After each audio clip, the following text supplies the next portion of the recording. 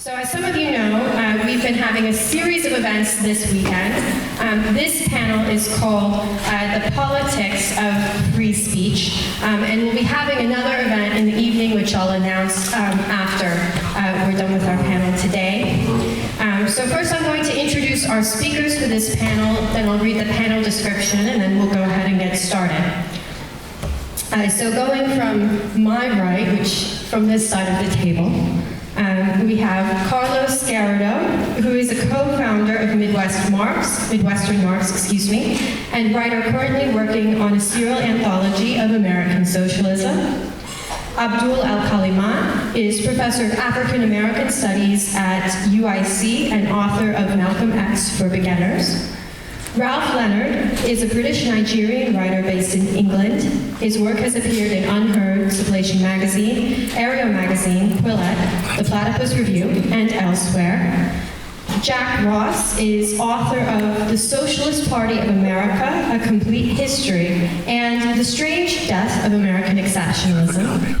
And finally, Jack Weinberg is an environmental activist, former New Leftist, and is known for his role in the Berkeley free speech movement. Each of the panelists will give opening remarks of about 10 minutes, followed by short responses from the panelists, and then we'll open it up to an audience Q&A. So now I'll read the description that was circulated to the panelists ahead of this event for The Politics of Free Speech. And it starts with two quotes, which if you don't mind, I'm going to read. So the first is by Thomas Jefferson from his first inaugural address in 1801. If there be any among us who would wish to dissolve this union or to change its republican form, let them stand undisturbed as monuments to the safety with which error of opinion may be tolerated where reason is left free to combat it. And the second quote that we use is from Friedrich Engels, the Prussian military questioned the German Workers' Party in 1865.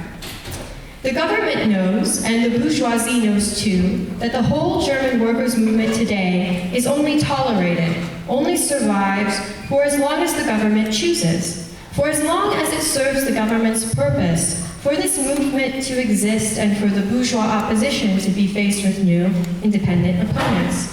Thus long will it tolerate this movement.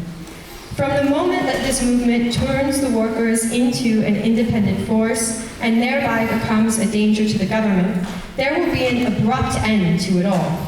The whole manner in which the men of progress, agitation in the press, associations and assemblies has been put down should serve as a warning to the workers. The same laws, edicts, and measures which were applied in that case can be applied against them at any time and deal a lethal blow to their agitation. And they will be so applied as soon as this agitation becomes dangerous. It is of the greatest importance that the workers should be clear about this point, and do not fall prey to the same illusion as the bourgeoisie in the new era, when it was similarly only tolerated, but imagined it was already in the saddle. And if anyone should imagine the present government would free the press, the right of association, and the right of assembly from their present fetters, he is clearly among those to whom there is no point in talking. And unless there is freedom of the press, the right of association, and the right of assembly, no workers' movement is possible. And then we pose the following kind of description and questions to the panelists. From the Sedition Act of 1798 through the Sedition Act of 1918, the right to public speech has been tied to the politics of the state. Both acts were raised in recent prosecutions of Donald Trump to bar him from candidacy in the upcoming election. The 1798 Act was authorized under John Adams' presidency as a means of prosecuting and convicting members of the Jeffersonian press for their support of the Jacobins in the French Revolution and their further criticism of the Adams administration. While the 1918 Act was authorized under Wilson's presidency as a means of prosecuting and convicting Socialist Party leader and presidential candidate Eugene V. Debs for his speech in Canton, Ohio, which called for turning the inter-imperialist war into a class war. Meanwhile, today, the same leftists calling to deplatform the right are themselves called the right and driven off campus. What is the importance of civil liberties, especially freedom of speech, for the freedom of society? Does society have the right to be wrong? What made free speech a socialist cause What is the relationship of socialism and civil liberties? And finally, why has the left suppressed or supported free speech, and what distinguishes its doing so from the right? In what way is free speech a concern of the left? How is its concern distinguished from that of the right? So with that, Carlos, if you'd like to begin.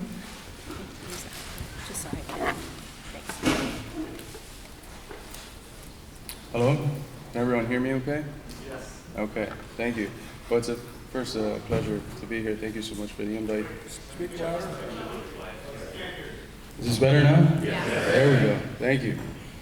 In his early writings against censorship, Karl Marx proposed that it is insufficient to simply criticize censorship on the basis of how it depicts a limitation of our freedoms and rights. Far more important, he held, was the critical inquiry into the conditions for the possibility of censorship. Censorship clearly does not arise out of thin air. It is produced by certain conditions which call it forth as a necessity for the dominant order. In our age, where censorship is the order of the day and expresses itself in diverse forms, we too must ask, what are the conditions which make this censorship necessary? While it is indeed essential to call out the hypocrisy of the enunciated values of the capitalist class and the violations of these in reality, simply doing this is insufficient to help us understand, explain, make sense of why it is that censorship is so prevalent in the first place.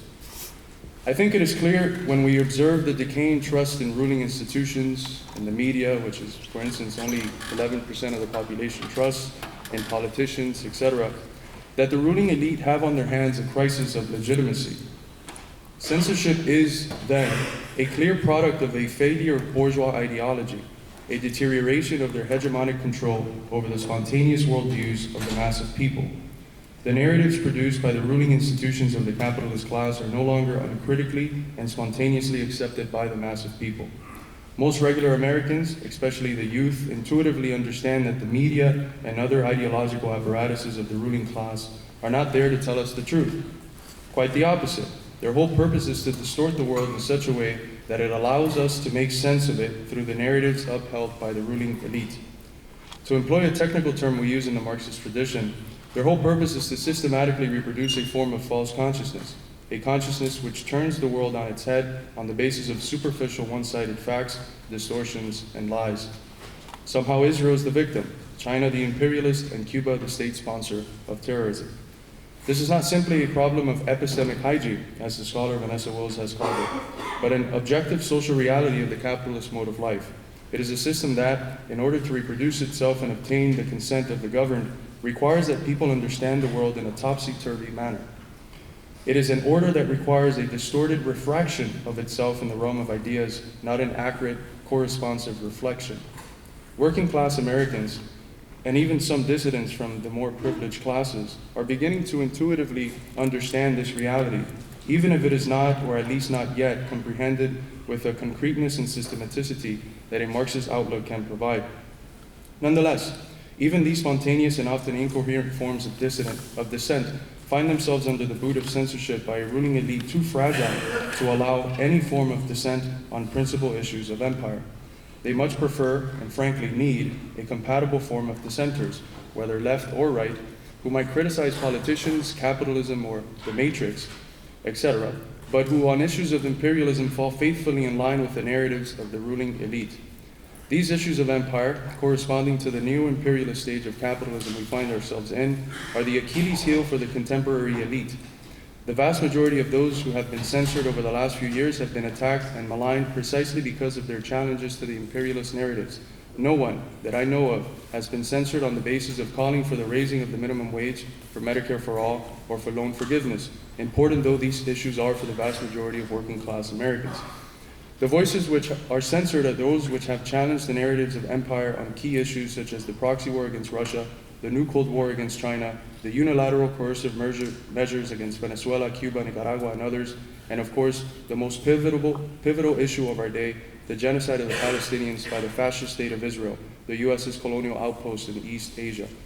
I speak today not as an outsider simply interested in issues of censorship, but as a director of an institute that has had to battle tooth and nail against censorship for the last few years. 3 years ago, when the July 11th Color Revolution protests in Cuba were occurring, We used our institute's TikTok to dispel the imperialist myths aimed, as always, at regime change. Our following at the time was nearing 300,000, and the videos we were making were reaching millions of people. Within a couple videos discussing the situation, our account would get temporarily suspended, a reality we faced throughout the whole summer. As is often the case, because they cannot beat us at the level of ideas, their only option was censorship. Within months of the special military operation, representing a new moment in the imperialist West battle against Russia. At the time, we used our institute's TikTok platform to push back against the NATO imperialist narrative, painting Putin simply as a bloodthirsty maniac. We contextualized the SMO in the long history of US/NATO expansion towards Russia, the war on the people of the Donbass since 2014, the expansion backed by the West of the Nazi banderism, and its incorporation into the Ukrainian state, amongst other factors necessary to properly understand the actions that occurred in February 2022. All factors which in previous years the imperialist media itself and various US officials themselves accepted. For exposing these truths, challenging to the imperialist narrative, our account, this time nearing 400,000 followers, would be permanently banned. In the subsequent year, we would create 7 new accounts, a few of which would surpass the 100,000 follower mark, only to be banned as soon as we once again were capable of reaching millions. As the investigative work of Alan MacLeod has shown, the year the censorship against the Institute started, the Biden administration would force ByteDance, the Chinese company with the people-centered algorithm that allowed us to grow, to hand over management of their US servers to the Texas-based company Oracle, a company with intimate ties to the CIA. It was revealed in MacLeod's report that Oracle had a litany of former US State Department and intelligence operatives to manage the content for TikTok, as well as a few NATO executives for good measure. TikTok said that they deleted 320,000 Russian accounts, which included many American socialists who never had any association with Russia in any way, including, of course, our institute. The censorship we have faced, however, has been far from limited to TikTok, an app that, although managed by the State Department in many ways, has been unable to fully control the dissenting attitudes to imperialism the youth put out, the real reason why they have been moving to ban the app, and why, even though we've been banned more than 7 times, we've been able to rebuild a new account with well over 200,000 followers and millions of views on various videos. In the middle of February of this year, while we were covering the death of the West's beloved far-right racist Navalny, we received news that our YouTube was demonetized. This was one of the central sources of revenue for the Institute, a place where people would donate through and ask questions in our live broadcast. This, of course, was a unique form of censorship, a targeting of the financial foundation which allows us to do the work we do. This is merely the tip of the iceberg of censorship attacks we, and many others like us, have faced when our ideas not only challenge the dominant narrative, but do so in a way that reaches hundreds of thousands and sometimes millions of people. As of recent, one of the director of the International Department of the Institute was fired from his teaching position at the City University of New York, Professor Danny Shaw, for speaking out against the Israeli genocide. Social media has, as I have tried to outline in my recent writings, become one of the central ideological fields where the war of position, that is the war of ideas for the hearts and minds of people, has to be waged. It is an area people spend 3 to 4 hours a day surfing, and which is central to the spontaneously developing views people come to hold on relevant political issues. Despite its tubular character and the leakages of dissenting views that spring up here and there, it has become the most important apparatus of narrative control for the ruling class, a space where they can boost the narratives, sometimes directly and indirectly through bots that benefit them, and shut down the dissenting narratives that go against their dominant narrative. Again, sometimes directly through bans, sometimes indirectly through demonetization, and sometimes more insidiously, such as through shadow bans, which has occurred to various folks at our institute. In the face of this censorship, it is the duty of Marxists to contextualize its emergence in the crisis of legitimacy and empire we have before us. It is also our duty, if we wish to win the war of positions, to use to our favor the gap between the lofty enunciated ideas of the ruling class, most of which are accepted in the common sense of our people, and the reality their order creates. The fact that, on the one hand, the elite proclaim the right to free speech, media, etc., and that on the other, they censor all voices which challenge the dominant narrative, especially on issues of war and peace, is an objective contradiction we must explain to the American people and exploit in our favor. We must help them achieve coherence in the dissenting attitudes they already hold, aid them in understanding why the ruling class and its institutions ought to be distrusted and challenged. Lenin's question, freedom or freedom of speech for whom and to do what, must always be asked. Freedom of speech or of any other kind is an abstraction that contains an obscured class content. Freedom of speech for the elite is the freedom of their speech, their freedom to distort reality and keep us ignorant cogs in a machine they own, profit off of, and hope to continue to run. Freedom of speech for us, the vast majority of people, is fundamentally rooted in our ability to speak truth to power, to challenge the narratives of those who cloak themselves under the auspices of fighting misinformation, while it is they who are the great liars, deceivers, and misinformers. This requires that we stand against censorship of all kinds, not just those who already hold our Marxist worldview. Anyone challenging empire, regardless of how anachronistic their views might be, ought to have their rights to free speech and media protected. As Marxists, that is, as the ultimate enemies of the ruling order, we cannot stand in favor of the states cracking down on dissenting voices on issues of empire, even if, outside of those issues, we might find some of these dissenters' views abhorrent. In our era of blatant censorship, us Marxists ought to defend the right to free speech endowed to us in our bourgeois constitution, even if we are able to understand and explain to others the systematic reasons why the capitalist ruling class will always, in times of crisis, have to violate the democratic rights it enunciates with its emergence on the historical scene. Thank you.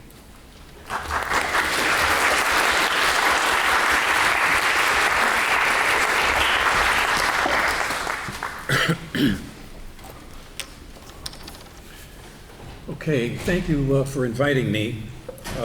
It's a pleasure to join this panel and this important audience committed to social transformation of this decadent capitalist crisis we face and we suffer through.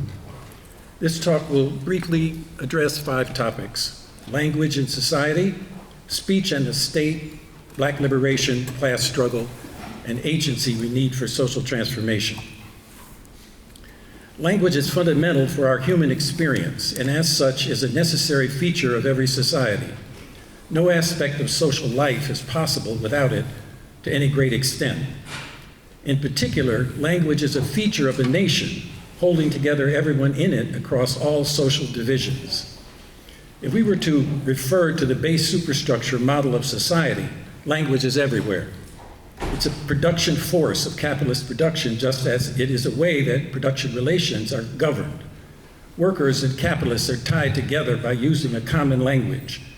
Even in South Africa, the Boers used their version of what was called Kitchen Zulu to govern their servants. Of course, all aspects of the superstructure function with the use of language. Language as part of the social order is managed by the state. Key to this is the organization of an education process to make sure that a common language is sustained. This is a critical issue in a multinational country. This is a political question with practical functionality. How many official languages should a country maintain? But of course, also, how many languages can a country maintain? Of course, this is a question that might soon be answered by artificial intelligence. Each nationality would naturally have an affinity with its own language of origin. So if there was an AI automatic translation of spoken and written speech available to all, then all languages might coexist. Speech is language in action, both in its written and spoken forms. Speech, as all important behavior, cultural and social actions and traditions, are usually managed by the state. What is possible within the social order without threatening class rule is allowed, and what threatens this class rule is deemed illegal and punishable. For us, we can begin by looking at the first constitutional amendment dealing with freedom of speech. Now, this, of course, was limited by the U.S. legalizing slavery as an essential part of the social order. This system involved the necessary silencing of the slaves, whose free speech would challenge the slave government's legitimacy. For the most part, they were denied such speech. So much for the Jefferson quote, calling for people to speak out. That was bullshit. Obviously, the slaves were not allowed to do that. That might help you understand what's going on in this country today. There were notable exceptions. For free black people, one example is my great-great-grandfather who bought his freedom in 1819 and got the Illinois legislature in 1837 to pass the McWhorter Law, enabling him to sue and be sued and a whole bunch of other stuff. This act was an exception to the black codes of Illinois, that were designed to deny these freedoms to all black people. A great struggle took place around abolitionism and the Underground Railroad over whether to practice speech to break laws is protected free speech. Congress passed a gag order to ban such speech in Congress that eventually got overturned. In 1837, Missouri passed a law that banned all abolitionist speech, a practice soon followed by all the southern slaveholding states. A century later, 1940, Congress enacted the Smith Act, making it illegal to advocate, quote, overthrowing or destroying any government in the United States by force and violence. Over 200 people were prosecuted under the Smith Act, especially anti-capitalist advocates of socialist revolution. Even in the 1960s, the speech of the freedom movement was regulated and suppressed. The phrase at issue was whether speech created, quote, a clear and present danger to society, meaning the state and its role to protect the ruling class. Southern police interpreted that to mean advocating for integration, the right to vote, and other acts that seemed obvious rights under the US Constitution. In 1969, the Supreme Court established that speech advocating illegal conduct is protected under the First Amendment unless the speech is likely to, quote, incite imminent lawless action. In other words, there's always a phrase that enables the ruling class to interpret what it wants to allow and what it doesn't want to allow. Always the condition to be interpreted as the rulers and their political agents seem fit. Words by themselves mean nothing as it's actions, what people do, that really matter.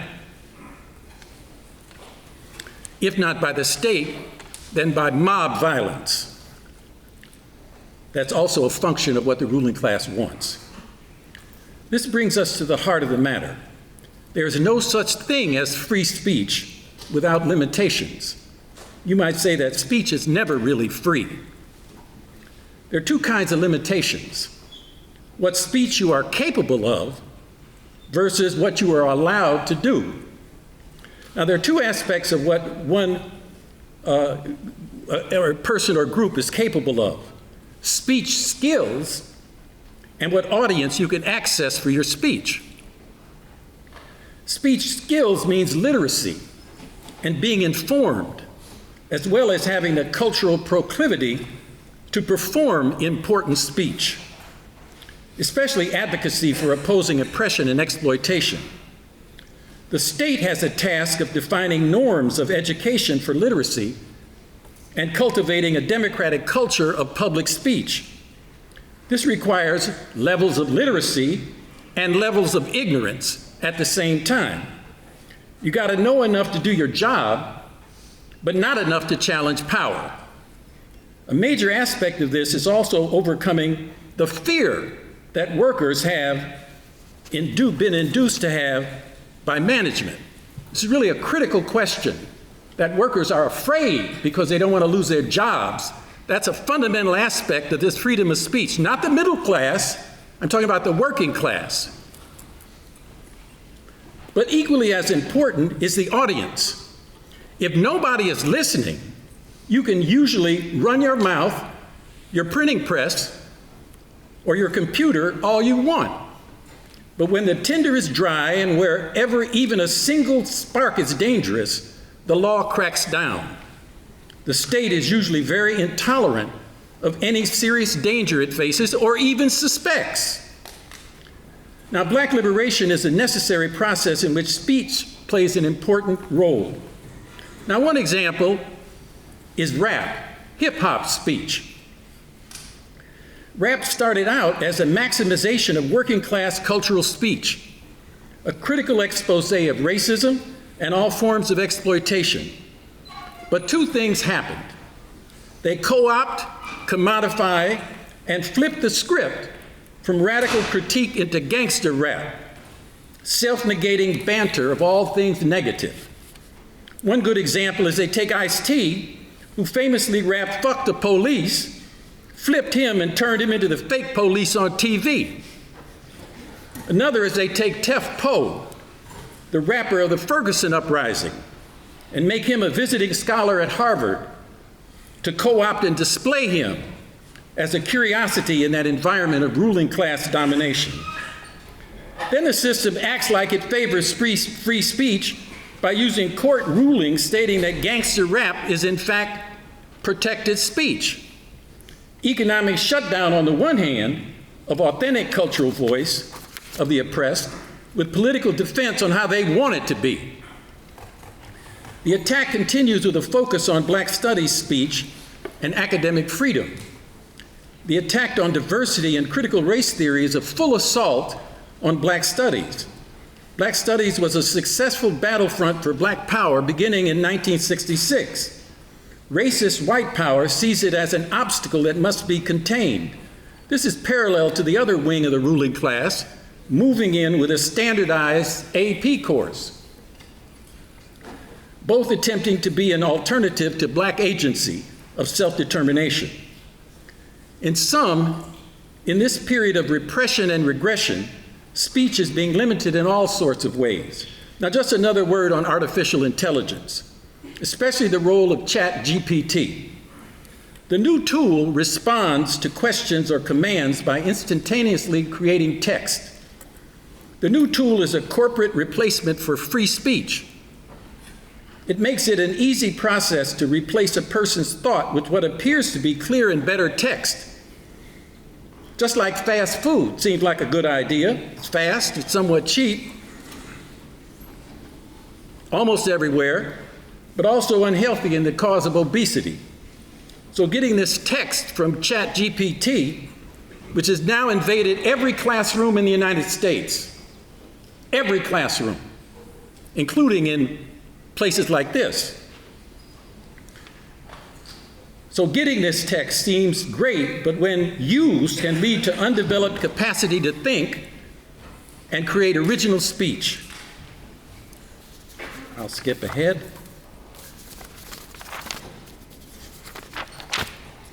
Now let me say in conclusion that the agency we need to advance socially transformative speech is to activate literacy and the norm of democratic debate and discussion among working class and oppressed people. We win when the masses move, and that's our strategic goal, no matter what happens via its legislation or court decisions. The masses make history, and we should never forget that.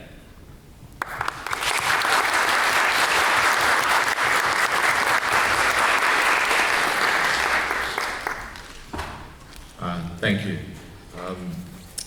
If we were to distill the case for free speech in a single paragraph, it would be the one made by Thomas Paine in the introduction to The Age of Reason, where he says, "You will do me the justice to remember that I have always strenuously supported the right of every man to his own opinion, however different that opinion might be to mine.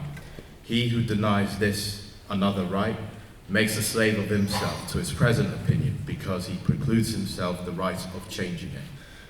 And I think that's a very important point to soak in, because if we are going to struggle or make the case for socialism within civil society, we should understand that there might be a possibility that we might be wrong in our views.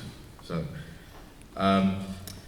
Jacob Mashangwa, in his voluminous History of Free Speech, claimed that if the great icons of the cause of free speech, whether Baruch Spinoza or Frederick Douglass, lived today, he writes, they would surely declare the 21st century an unprecedented golden age. Now that seems like a very startling claim, given that states across the world still imprison, torture, and murder critics and opponents with impunity. Formerly democratic nations still use the judiciary to silence those they don't like. States are desperate to censor speech on social media they label as dangerous. And especially in the West, there's constant quarreling over cancel culture and the boundaries of academic freedom. Of course, this shouldn't dismiss the current challenges to free speech. Rather, it suggests that in historical terms, we have never been more free to say what we think with more means at our disposal. But this produces a contradiction. The fact that at least within Western democracies, we live in relatively more open societies has led to an underestimating, even becoming dismissive of the threats of censorship and other forms of restrictions on free expression, whether direct or indirect. The success of historical struggles to expand free expression, struggles that the left has intimately participated in, can obscure the lessons of those struggles.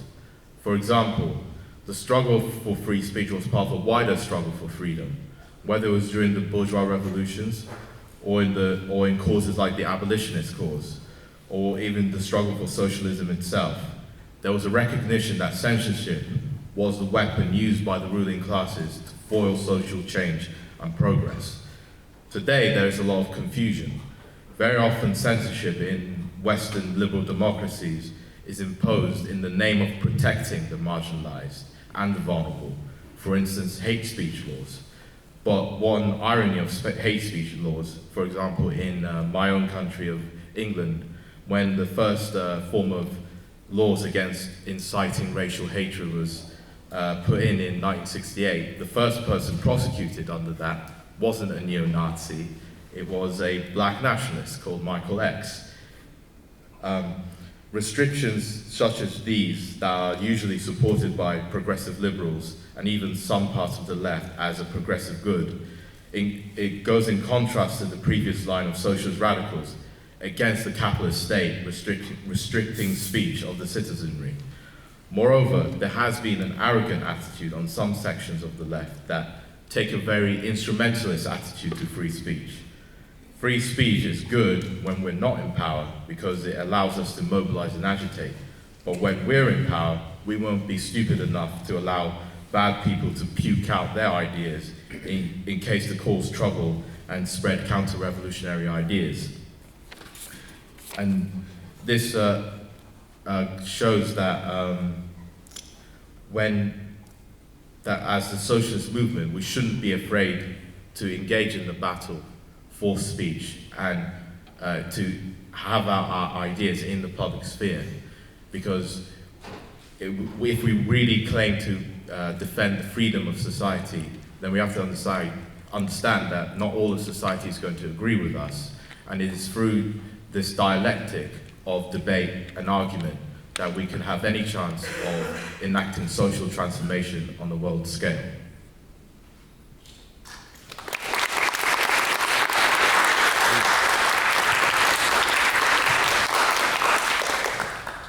So, when it comes to to directly answering the questions posed in the prompt for this panel and basic first principles of free speech, I completely share the views Ralph just expressed. But I was asked. Oh. Okay, is that better? All right. So I was asked to take a more historical view on this question. But I guess just to pick up on Ralph, when it comes, so the quotes you opened with, first of Jefferson and also Paine, obviously, and then Marx, and leading that into continuity between sedition acts of 1790 and 1918, and the case of Eugene Debs, of course. Well, on the one hand, it's certainly naive to think that the founders of the Republic would have been card-carrying members of the ACLU. It is, what is true is that there was a revolutionary tradition and a continuity that led into the heyday of American socialist movement for World War I and was abruptly cut off, and entirely consistent with the core Platypus principle about 1919, cutting off of the completion of bourgeois revolution, and it's succession by the Popular Front and state. A lot of themes, for those who were here yesterday to listen to Sean KB, are going to become relevant for my talk. In one way, I look at this historically when it comes to what the revolutionary tradition was and how it was cut off. What is true about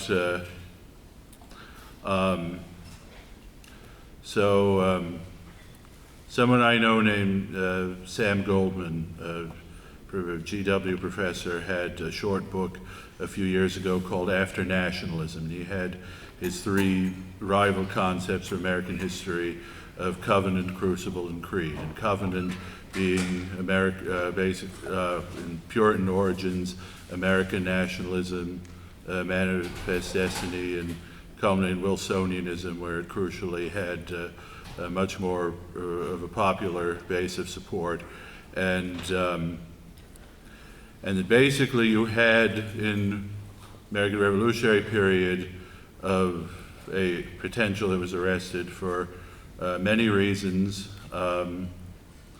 but slavery obviously being one, but also just simply just very basic dynamics of revolution, counter-revolution. You would have had a crucible idea of a single American nationality and creed, basically what was for much of the 20th century called American Creed, value system derived from the Declaration of Independence and Bill of Rights, that in the New Deal period, and basically because in First World War, Wilsonianism ultimately failed as a nationalizing project, collapse of prohibition, disillusionment with Wilsonian foreign policy, and also you had the arrest of the socialist tradition to the extent you had some, and so basically the articulation of the American Creed beginning the New Deal era, and era in which civil libertarian ideas we know today was really arrested. That was basically, I guess you'd call it a papering over of the contradiction. I guess none of the previous speakers have spoken to the current events tie-in of the questions as it relates to Trump and the case against Trump and the arguments Chris Cutrone made last night. Well, on the one hand, I certainly, as a historian of American socialist movement and suppression of socialist movement, was very disturbed beginning in 2016, embrace of the very rationales behind Alien Sedition Act and the ways in which they were actually invoked, and defining the so-called resistance. But I feel like the facts have changed a lot, and I'm not as disturbed. I mean,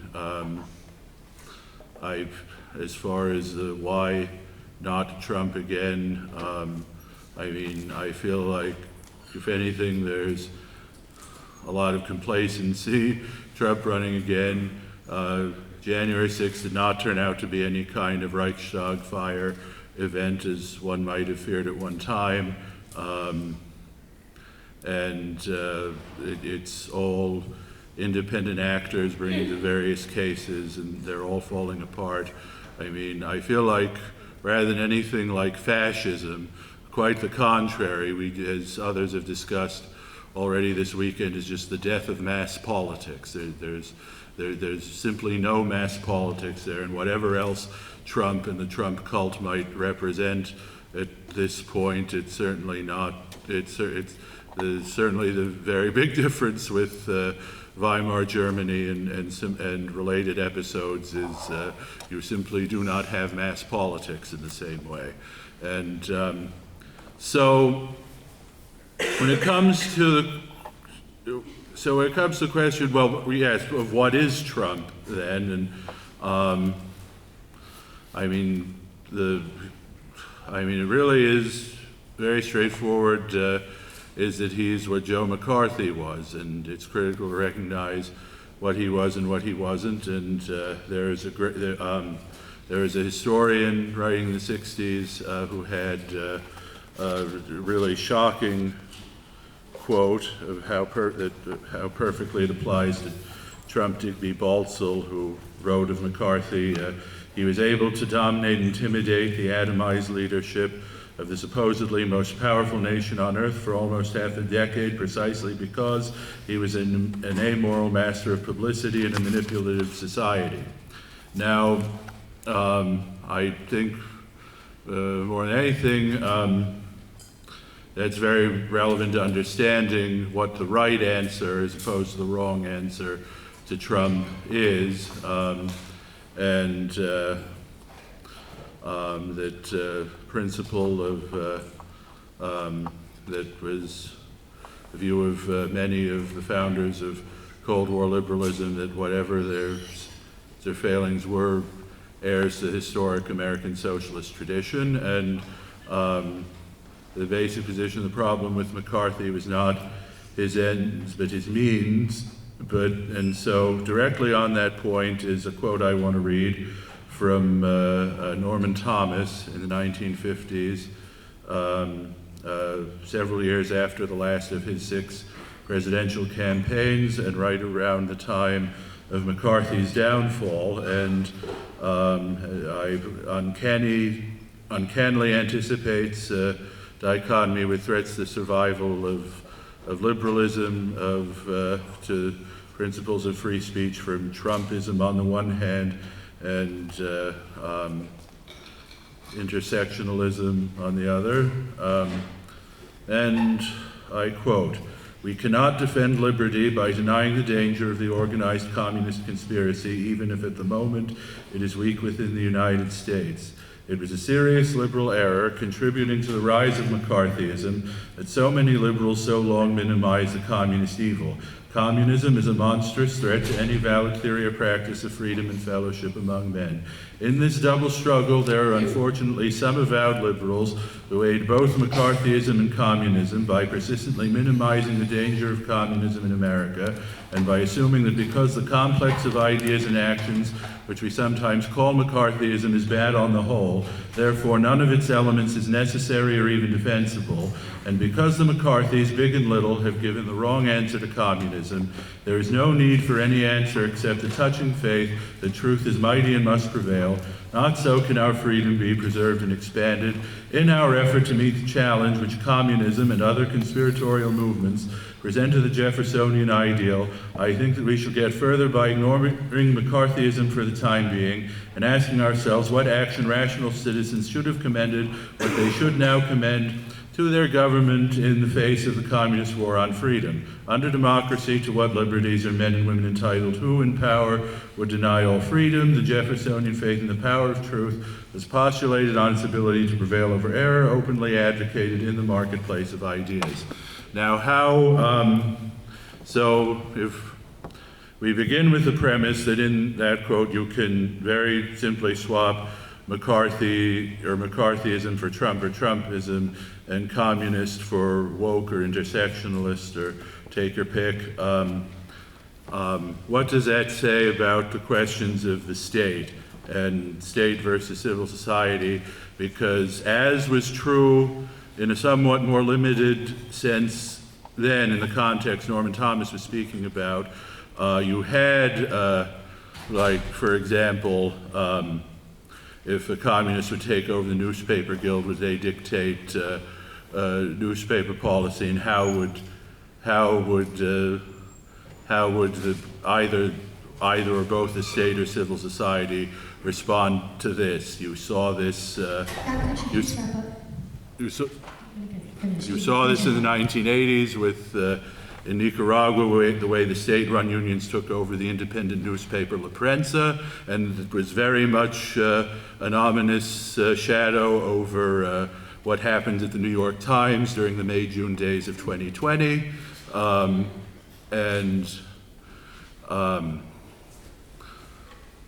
so I guess the discussion needs to be had is, I mean, if we talk about how do you take it on the right way. We've seen enough in the last few years of very much like the way pro-McCarthy groups took it on the wrong way. You've seen a lot of the groups, the more right-wing groups since 2020 that have, their limitations and failings have become evident. And again, as I said, discussion yesterday about state versus civil society is relevant. We are still a few centuries out from along the Marxian lines, the state withering away. And so it is a process of continuing to negotiate that about how can the state or democratic accountability bring to heel organizations of the professions and corporate capital that create these threats to the principles of liberalism and free speech, and that I would say, in a nutshell, is the challenge we face today.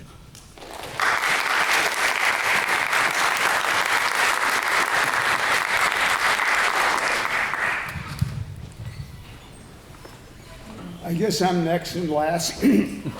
My name's Jack. Just a minute. Give him the mic. Does he have a mic? I have the mic. I have the mic. My name's Jack Weinberg. Closer. It's not on? Pardon? Stick closer to your mouth. Can you hear me now? Yes. My name is Jack Weinberg. I thank the organizers for inviting me. I was asked to speak about the Berkeley free speech movement in 1964. The panelists that came before me have raised numerous theoretical and practical and contemporary topics. I'll address those during the discussion. I'll stick to the free speech movement and a little bit about my trajectory since the free speech movement, which seemed to be a topic that when I spoke to other people in your movement were interested in.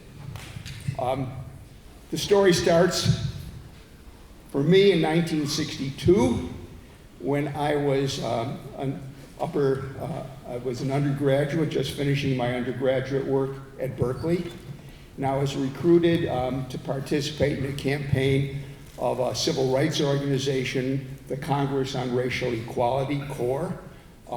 CORE in those days was a nonviolent activist organization whose mission was integration, racial equality and integration. This was prior to the rise of the Black Power movement.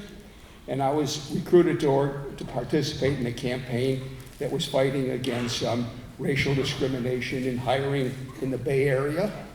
In 1962, there was no laws against racial discrimination in hiring. There was no laws against racial discrimination in housing anywhere in the country, certainly not in California. And I became involved in that campaign. Within a year, I went to graduate school. I dropped out of graduate school and became a full-time campaigner for CORE. I'll jump ahead and then I'll come back.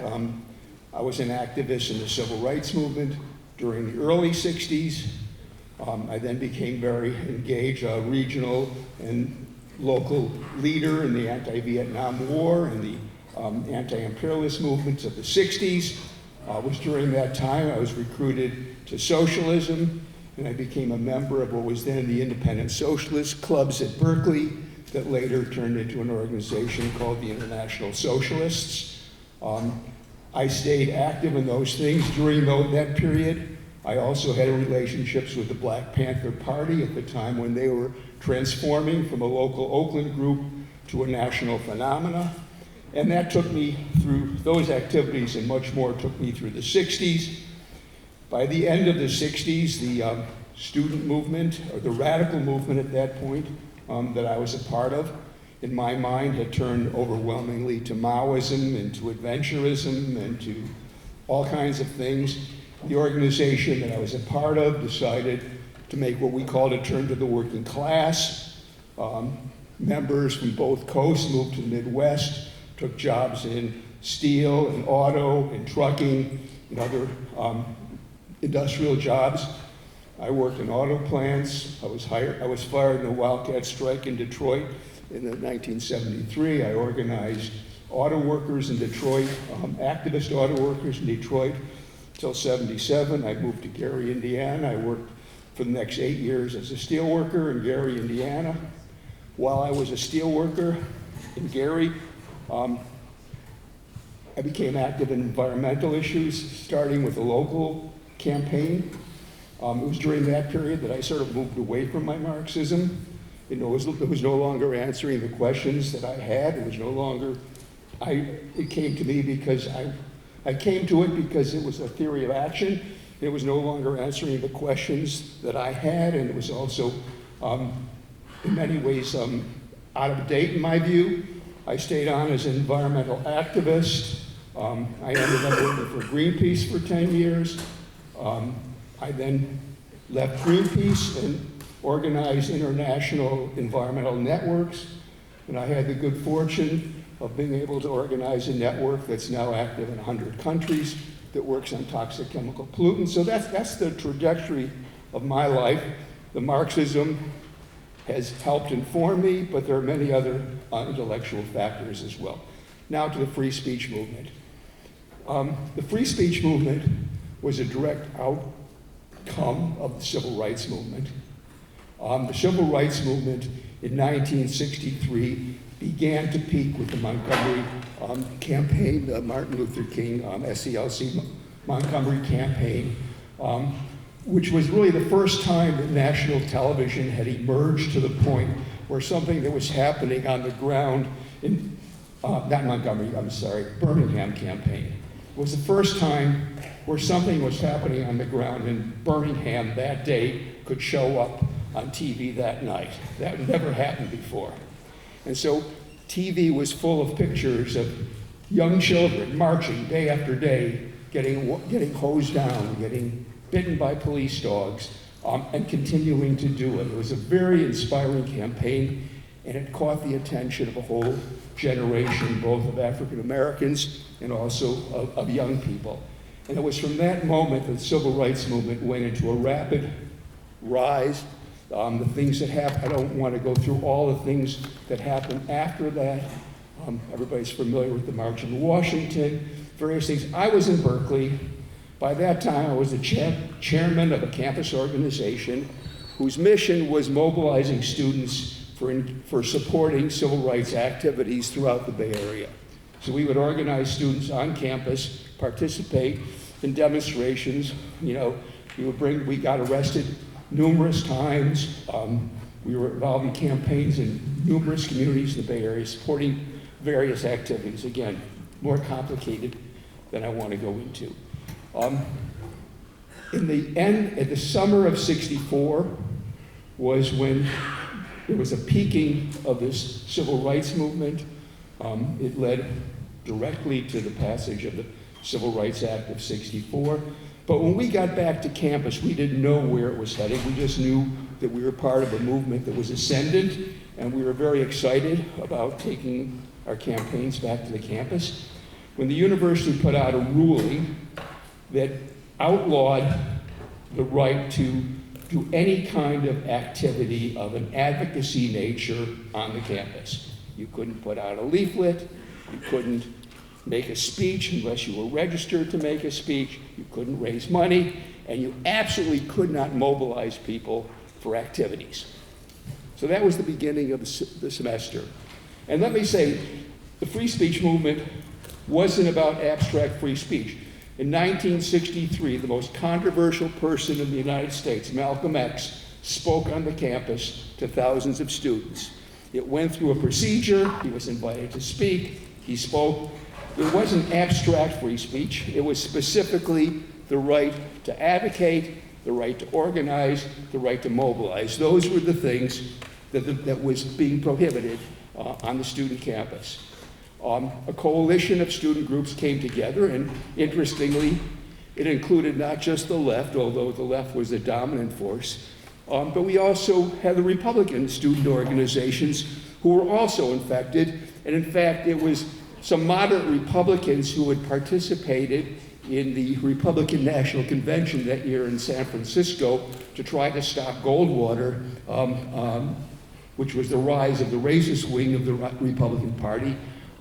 It was also it was mainly the civil rights movement, but the whole issue of students engaging in activity was seen as a threat. The business community put pressure on the university, and the university tried to shut it down. So the issue was advocacy, organizing, mobilizing, not free speech abstractly, and the people who responded to it initially were the organizations who were engaged in those kind of activities. And some of the members of our coalition initially had relationships with the different deans to try to negotiate some kind of settlement. But the civil rights organization said, whatever settlement you reach, we're going to continue mobilizing. 2 minutes already? Oh boy. Well, I'm not going to get very far. We won the campaign. 800 students sat down in the university administration building. More than 1,000 sat down, 800 were arrested. That prompted a strike. The whole campus shut down. The administration, after some backs and forth, this faculty said the students are right, and it came out, the end of the campaign was that the university passed a new policy that there should be no limits on the freedom of speech on campus other than things related to time, place, and manner of speech. We won that. Very quickly after that became, and I'll finish with this thought, very quickly after that became the basis for organizing what became the anti-Vietnam War movement. The students used those rights to organize a mass anti-war teach-in. 35,000 people participated. Over 24-hour activity. 35,000 people participated. Formed an anti-war coalition on campus that later called for the first national mobilizations against the war in Vietnam. And I'll end on this note.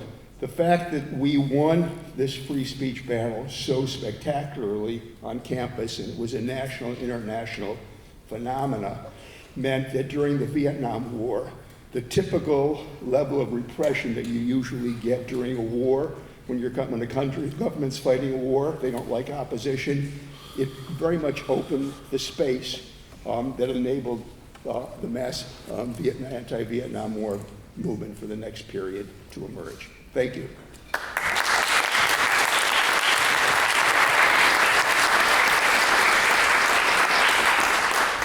Thank you so much to the panelists for these opening remarks. Now you will all have just an opportunity to give brief responses to the other panelists before we move to the Q&A. Carlos, I'll let you kind of take the first opportunity, but please do keep these brief so that we have plenty of time for questions.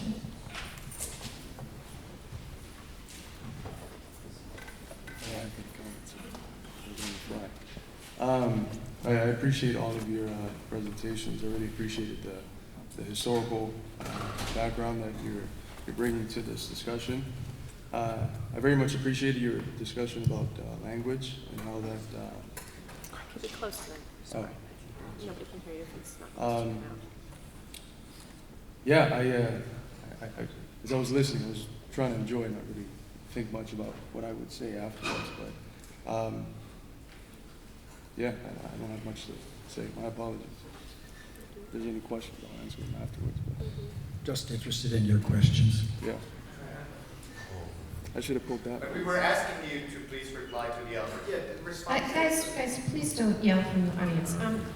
Do take, the opportunity to consider your other panelists' remarks, please. I think people actually will appreciate it, but there will be plenty of time for questions. Do not worry.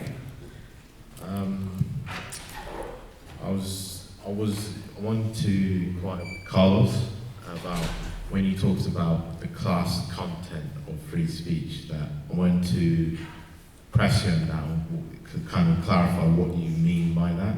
So maybe when you next speaker could respond to me on that. And also, I liked Abdul's comment about, he said speech is language in action. And I like that quote because it shows you how powerful free speech is.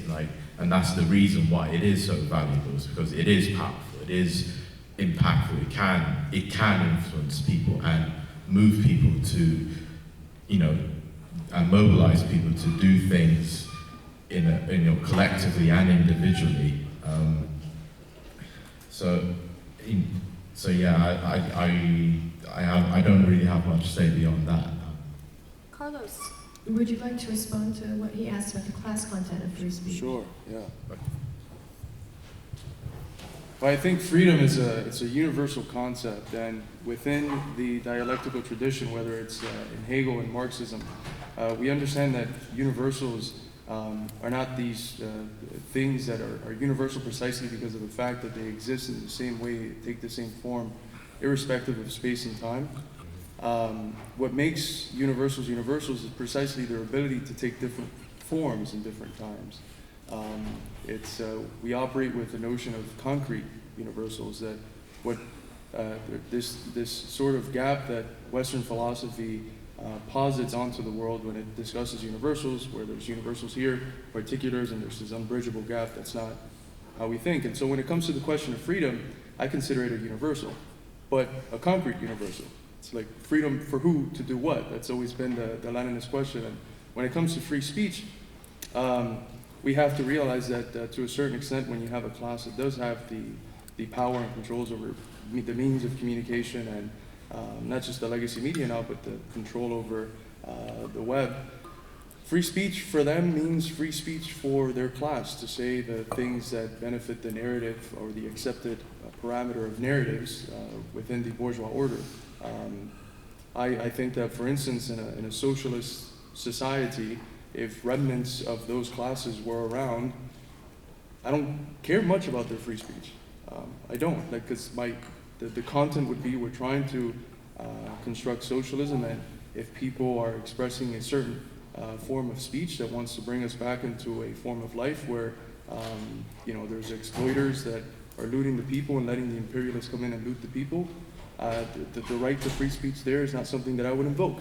But within a bourgeois context, when we're going to be the subjects of attacks and free speech is already one of the enunciated values of the bourgeoisie, in that context, I think it's something that we should fight for. But we should never forget the actual context and power dynamics that are grounding any understanding of freedom and free speech. It's the same thing with freedom, not just freedom of speech.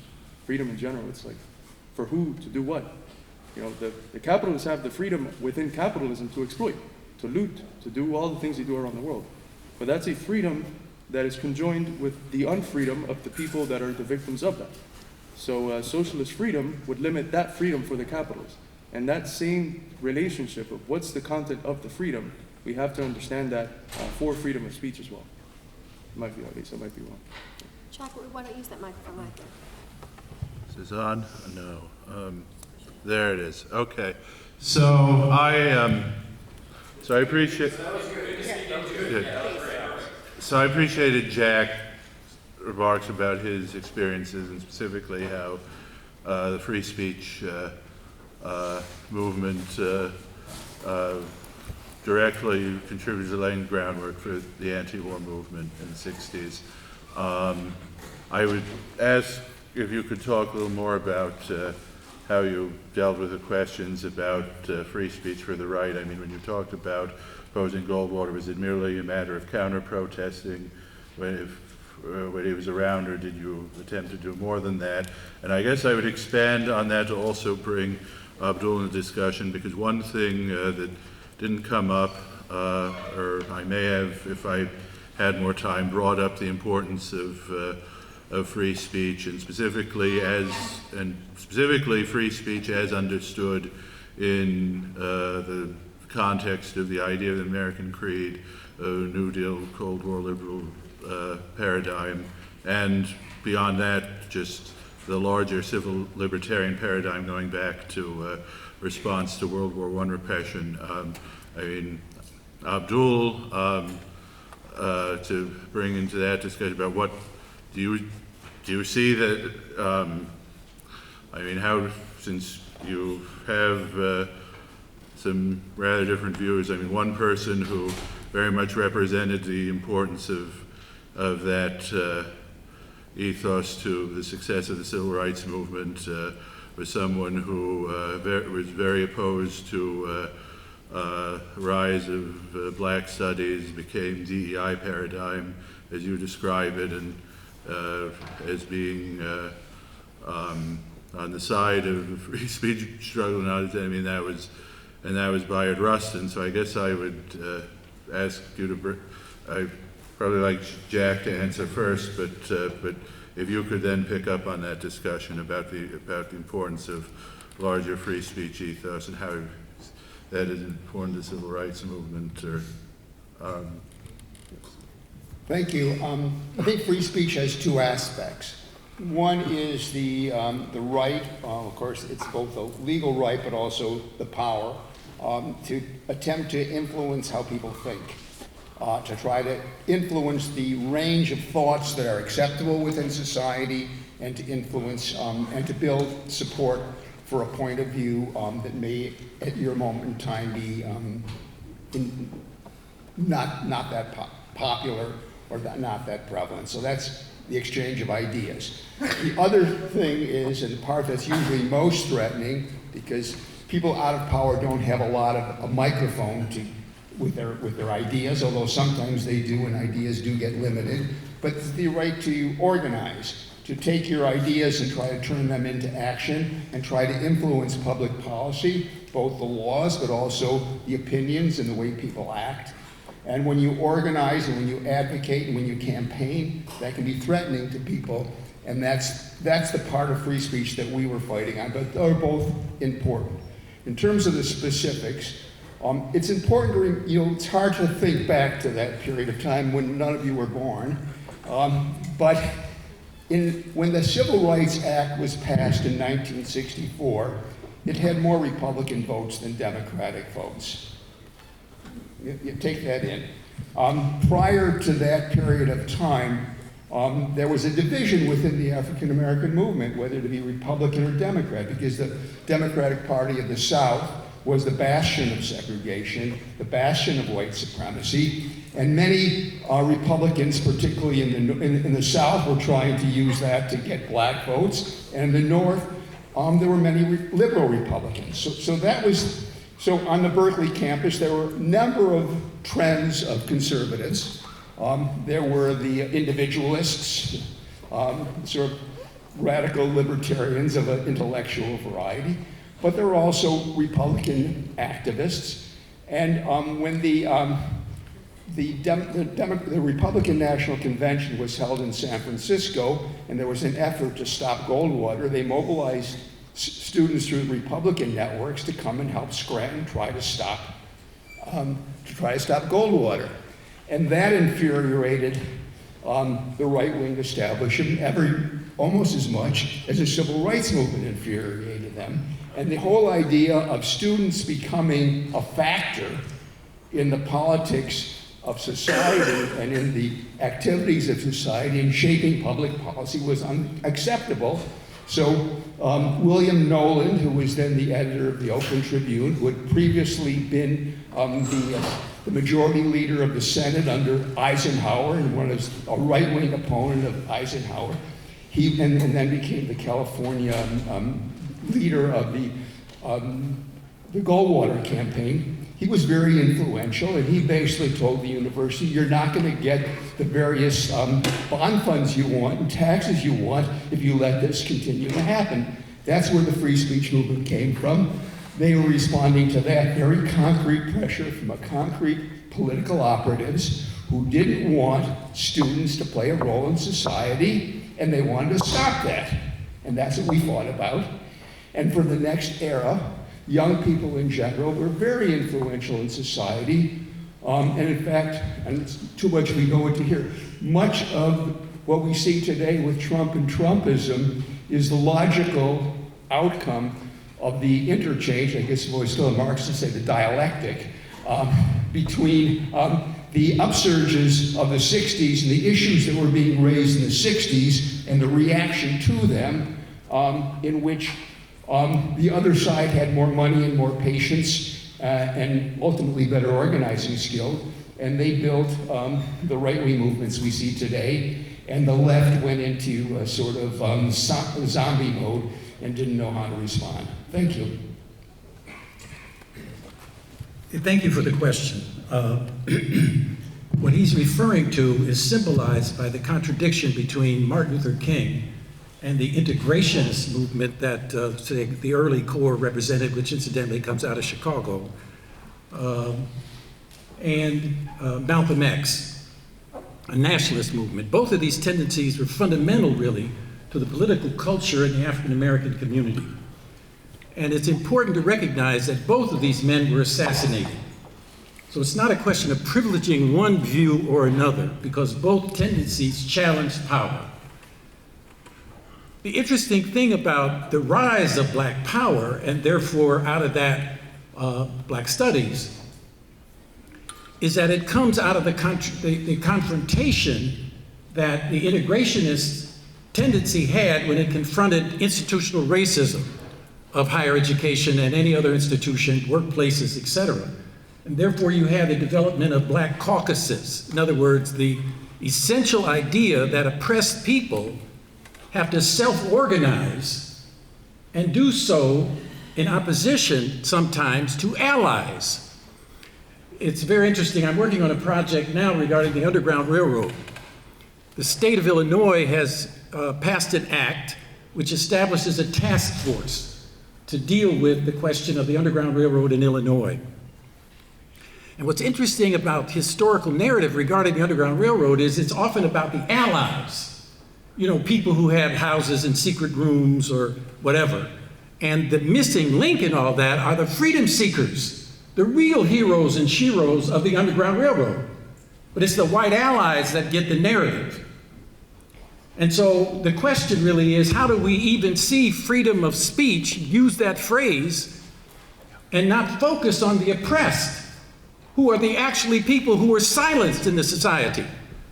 Not the activist movement that is in court and their legislation, etc. The real silence is the masses of people. Because once they, you know, this phrase, consent of the governed, very important phrase, because it's an illusion. In other words, how many people vote in the elections, etc.? What is the consent that anybody is given to ruling class rule? So anyway, to get to the question, there was also a generational crisis. People who had invested in the civil rights movement were absolutely shocked by what was happening in the 60s when it came to 64, 65, and then 66 with the development of Black power. And so the voice changed from the Southern integrationist movement, which is trying to catch up with the sort of liberal experience of the North. And I say sort of because there was segregation in Chicago, de facto and, you know, real. In other words, my mother helped to integrate the Walgreens that's in the Loop on Michigan Avenue. So the shift moved to the North and became much more a question of power. And out of that comes the Black Panther Party, comes all kinds of transformation of SNCC, and the emergence of Malcolm as a voice. Now, the interesting thing about this generational crisis is that we're now facing another generational crisis, because the middle of the 60s, with the development of the League of Revolutionary Black Workers, really was the last major revolutionary impulse of the factory-based working class of this country. And that, because of the deindustrialization that happened, factories moved to the South, to, you know, right-of-work states, and then they moved to Mexico. And so this deindustrialization occurred. Detroit is no longer what it was. You know, Chrysler had 60,000 factory workers in Detroit. They don't even have 60,000 factory workers in the whole country now. That was what was driving the Black Power movement, was the emergence of a new thrust a self-determination thrust among black working class people. That's the basis of black power. That was the basis of the Panthers, even though they had a street analysis. James Boggs in Detroit talked about the street force. They were really idealizing the unemployed as a force for revolutionary change. But today we have another transformation. That's the rise of hip hop and the rise of the cultural expression of people who are marginalized from full-time work. But now it's interesting because what's happening right now is a reindustrialization of the South, the development of electronic vehicles. Now, billions of dollars are going into the South to build new factories. This is going to suddenly then make an opportunity for people not to work at Amazon or to, pour coffee in Starbucks, but actually have a real factory industrial job, which is going to change the class nature of the struggle in the South, and it's going to change the class nature of black and white proletarianization. These are the forces that we as people on the left ought to be talking about constantly, is how to impact the literacy and the speech behavior of the working class. That's the fundamental question. Of course, students are important. Of course, middle-class radicals are important. But the fundamental issue is what is happening with the working class in this country. That's the fundamental issue. And that includes a lot of people who are pro-Trump. Why are they pro-Trump? That's our class. And we have to fight for them. Black, white, and everybody else. But thank you for the question.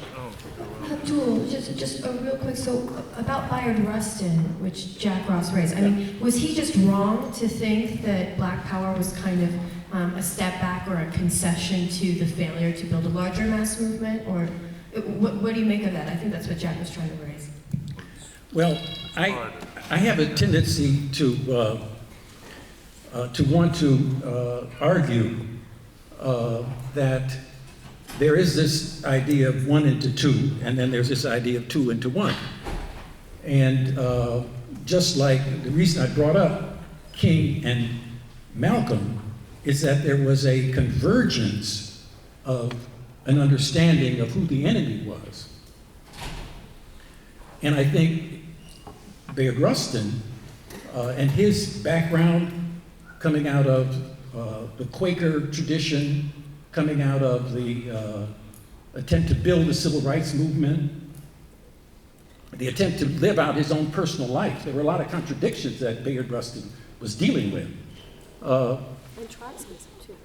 Yeah, left tendencies. And I wouldn't say he was, I think he was wrong in opposing the revolutionary potential of black power and of the self-determination impulse. But I don't think he was wrong in terms of the contribution he made to the common struggle that we're all engaged in. And so I think that, well, I'll just leave it at that.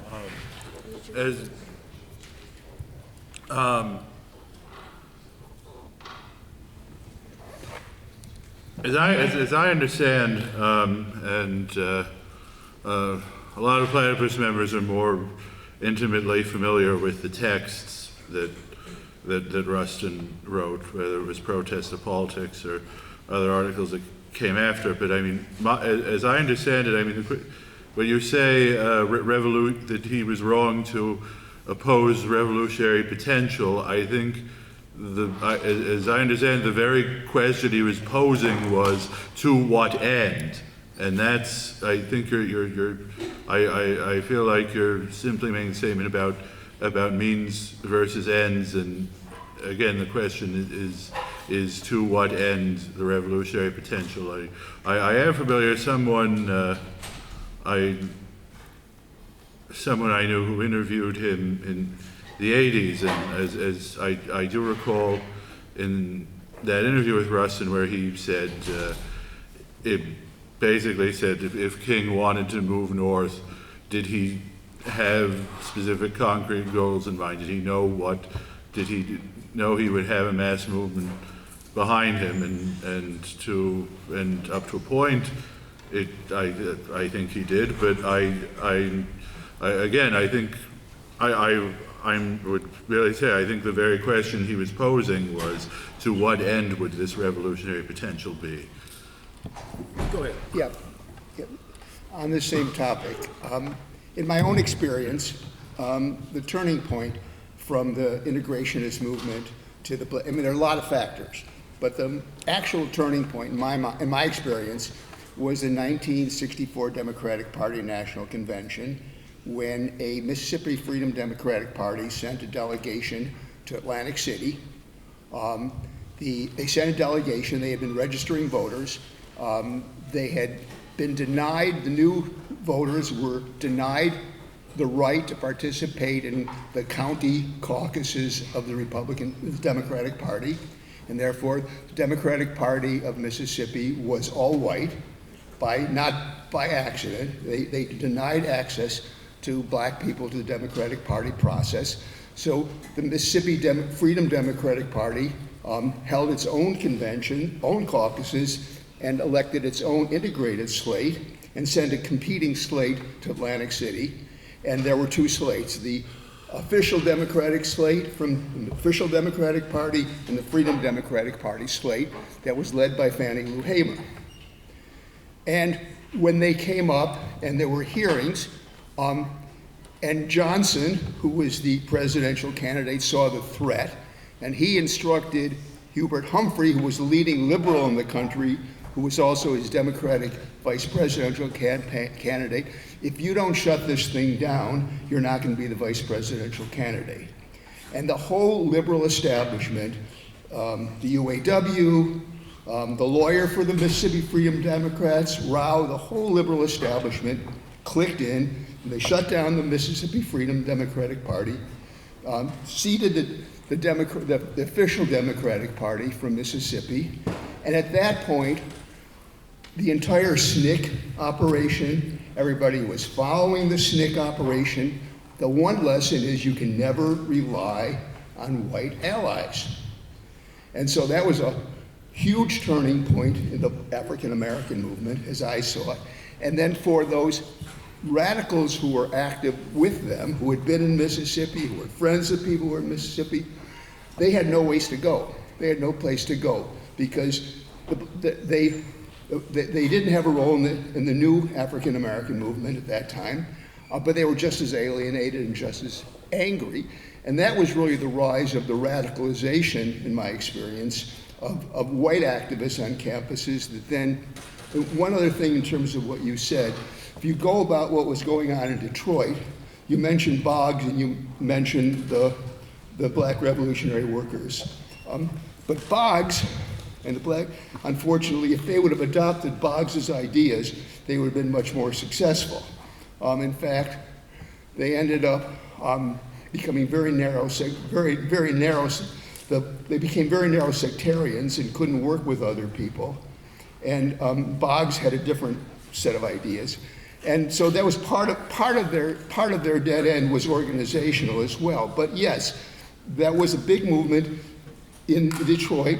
You know, I was fired in a wildcat strike that was associated with sort of the high point of their movement.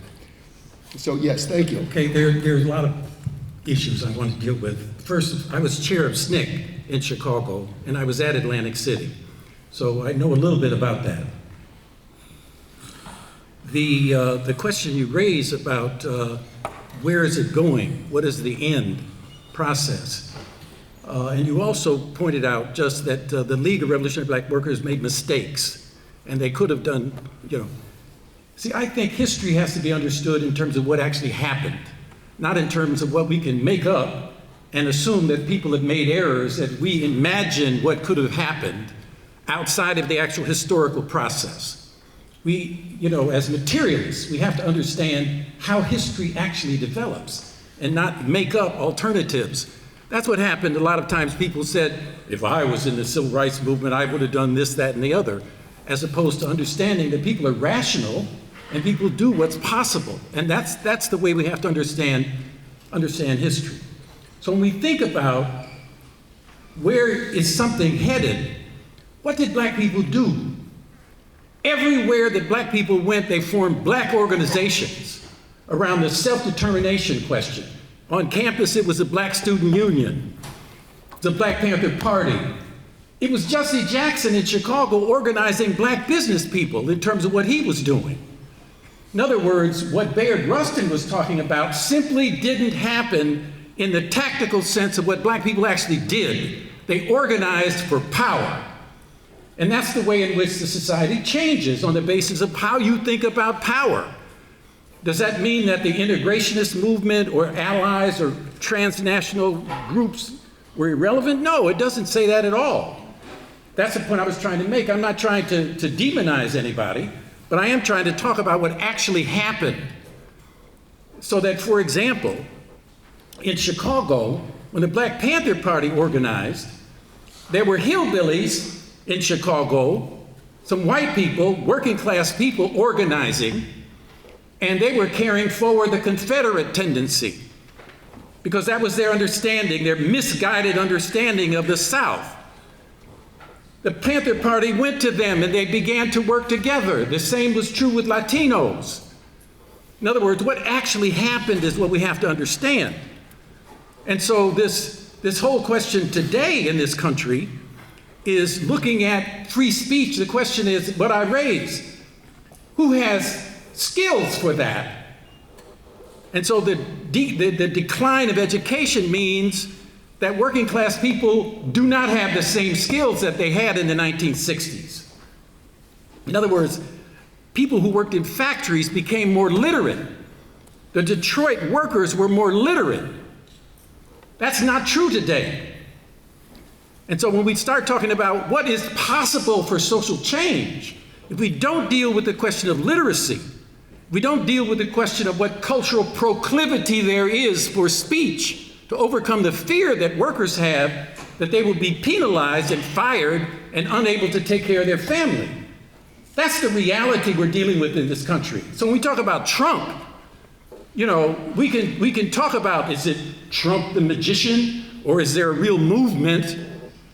If you're in the South and you're dealing with the rise of this conservative, religious, fascist tendency, you know, there's a collectivity to it, whatever you call it, but workers have to be helped and encouraged to have the culture of democracy to oppose that tendency for suppression and exploitation. And so right now, see, in Detroit, you need to investigate people like not only James Boggs, of course, but people like General Baker. Because this word, proletarian intellectual, what would it be like for factory workers and workers to be intellectuals? Go and study those people in Detroit. You will see something that might tell you about what the future could be like if we do what's necessary. If we do what's necessary. And so, that's what I have to say about that. Thanks, Abdul. Let's open it up. Okay, so I've got two people running mics. I'm going to ask also, Daniel, I kind of can't see the back corner, so if there's stuff up there, please let me know. So we're going to, oh my goodness, so many hands. Let's start with the question in the back corner, and then it'll be Spencer, who had his hand up before everybody else raised their hand. Hi. I had a question for Abdul and Carlos about the Jefferson quote, because Abdul said, if I'm remembering correctly, that Jefferson quote was bullshit. And I wanted to ask, in what sense is it bullshit? Is it bullshit in the sense that it's hypocritical, that it's a good idea, but that Jefferson didn't really believe it or embody it? Or is it bullshit in the sense that there's something wrong with that idea, that, you know, rational views, if they're allowed to freely, spread, would naturally outpace irrational views, because it's just harmful for people to hold irrational views. And I pose this question to Carlos as well, because, I apologize if this is incorrect, but it seemed that you were saying that most of the censorship going on now today is censorship of, anti-imperialist perspectives on behalf of imperialism, doing this sort of censorship. But are there groups of people who are having their right to free speech violated or curtailed right now, who you do disagree with, and what do you make of that? Do you think that those are, what perspective would you take on if there are groups that you can think of that are having their right to free speech violated, but that you disagree with and don't think are advancing the struggle for socialism? Yeah, I mentioned this in the presentation. I think that the ultimate enemy of the state right now, or at least ideally, the ultimate enemy of the state are Marxists, because we're the only ones that actually want to have a social revolution, reconstitute society anew. So in a context where censorship is prevalent, and we're ultimately going to be, if we get strong enough, I hope we do, the object of the fiercest form of censorship, I think it's rational to defend the right to free speech, especially for those that we don't agree with. In this context, if we're going to affirm some form of free speech absolutism, excluding, of course, the form of speech that leads to, violence or stuff like that, if we're going to affirm that, it has to be for people we don't agree with as well. If it's only for people we agree with, then,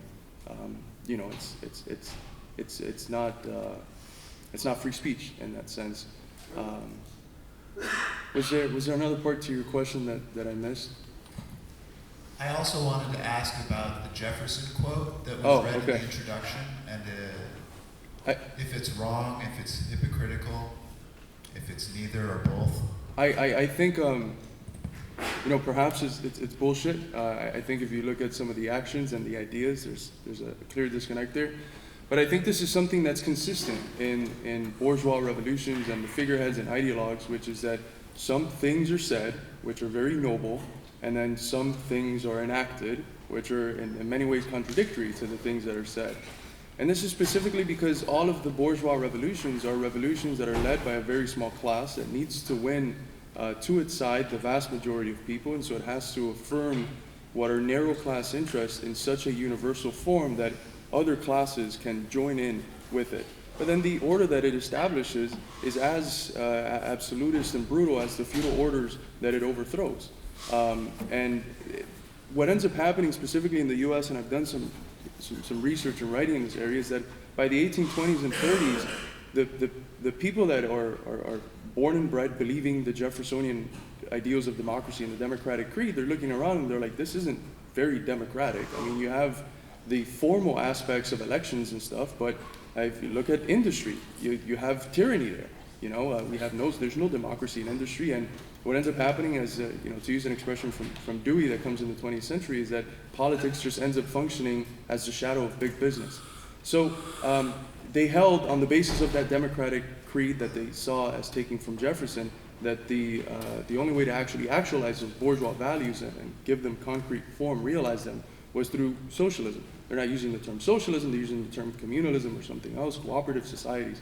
But I think there's something that we have to do concerning that gap in bourgeois thinking, where there's the enunciated values that the vast majority of people already accept as common sense, and then the reality of the order. We have to exploit that gap. We have to let people know that, hey, we're the society that was founded on the rights to life, liberty, pursuit of happiness, right to revolution. What a paradox that in the 20th century we've been at the front line of preventing people from emancipating themselves and having their revolutions. How interesting that we proclaim with this Gettysburg Address to defend the government of, by, and for the people. Where is that? No American experiences in their everyday life a government of, by, and for the people. It's a society very clearly of, by, and for big capital. So those gaps in the values and the reality, I think we have to exploit them.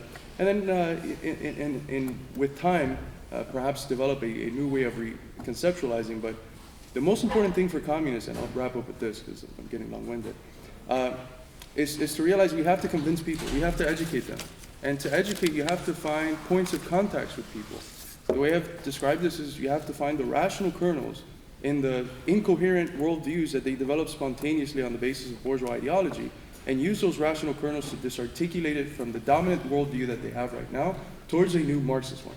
That means finding the points of commonality, and I think that hypocrisy between the bourgeois ideals and the reality is a good place to start finding the rational kernels and showing that if you actually want these values, it's only socialism that can provide them. Yeah, I think he basically said something that I would agree with, that is that words that sound good have to be always interpreted in terms of the practice associated with those words. And so I was channeling the slave perspective on what he said, which was, from their experience, a lie. And so when we use the word democracy regarding the United States, you have to ask the question, when was that? You know, Langston Hughes, let it be a land it never has been yet, and yet must be. So of course we could have language that is our aspiration, but so what? Unless you connect it to the concrete reality. Now, one of the interesting things about freedom of speech is, let's get absolutely real about it. Class society has limits on freedom, on any kind of speech, whether it's capitalism or socialism. In other words, we have these aspirations that are maybe connect with our understanding of what communism is, you know, the life, liberty, and the pursuit of happiness. But the reality is 20th century socialism also imposed limitations on speech, necessarily. Why? Because of the state of the working class.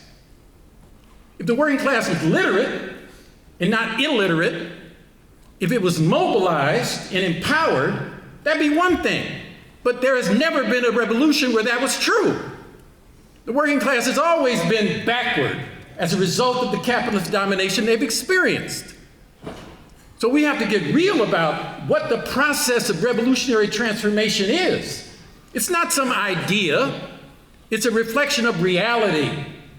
And so when I'm looking at Thomas Jefferson, I'm looking at a fucking liar, somebody who deceived America in his personal life as well as in his political life. Now, it doesn't mean that he wasn't better than the previous guy. I mean, come on. It's like what Malcolm said about a dagger in your back. If I pull it out 2 inches, you know, should I applaud? Well, I don't know, maybe if it makes you feel a little bit better, but the knife is still in you.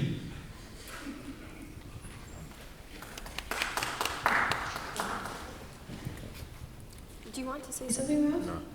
Are you sure? You know, you did quote Jefferson's collaborator, Paine, at the beginning, so I thought you might want to say that. So I have to defend Thomas Jefferson.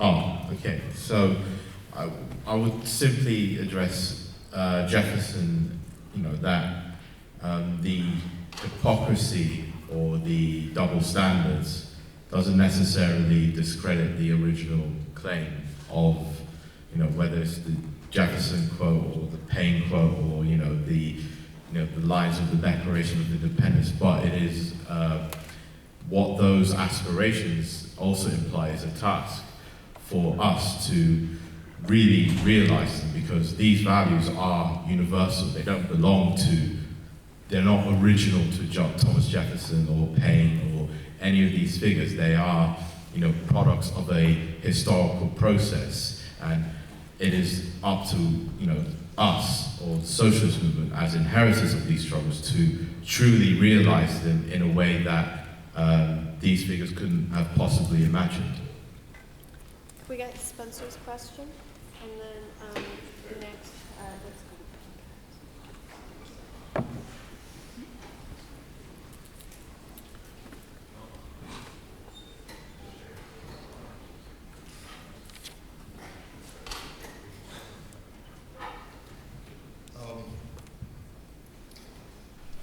I guess I want to really interrogate this notion that underlying universals is a particular class interest, right? It seems to me that it's a fundamental question, and it really is the question of how we understand politics in this question of the politics of free speech. Right? Are we defending the right to free speech, or are we simply advocating for our speech to say what we want to say and to do what we want to do, right? It seems to me that the theory that's being advanced here, that it's really a question of, or at least by some of the panelists, that it's a question of the right to say what and to do what, is exactly what we're facing as a crisis of the right to free speech in the United States. Because what are we dealing with? We're dealing with people who say, well, you don't have the right to be racist. You don't have the right to be sexist. You don't have the right to insult trans people, right? People are, and this is the real thing that's firing workers, right? People are being fired because they're told that they're racist, or they're being fired because they're told that they've done this or they've done that, right? If you go to workplaces in America, right, people will whisper about supporting Trump in their workplace, right? That's just obviously the case, right? And we see it since at least 2017, right? Since Charlottesville, the major American organization, the ACLU, that defended the right to free speech, which is to say the right to be in the minority, right? To not have your words backed by power, right? Not to simply be able to win the war to be able to speak, right? And they collapsed after Charlottesville because they had defended the Unite the Right rallies' ability to organize in Charlottesville. And after that, they've been completely co-opted by the Democratic Party. And it seems like this has a long history on the left. And this is where I would say the idea of making a virtue of leftists suppressing free speech in the past is a profound mischaracterization of history. I don't think when the Bolsheviks limited the rights of others to speak freely, denying them paper and ink, that they claimed that was revolutionary virtue. They said, this is a matter of an extraordinary circumstance. This is a matter of civil war. We are retreating, right? And it gets to the wider question, I think, of capitalism, which is the last current issue I'll raise, which is science, right? What is the crisis of science today, right? In a world of misinformation, disinformation, deplatforming doctors and scientists, you can't really say that that's about class. You could say it's about corporate power, right? But it is inherently an interest in science, right? That we can't have science without free and open debate.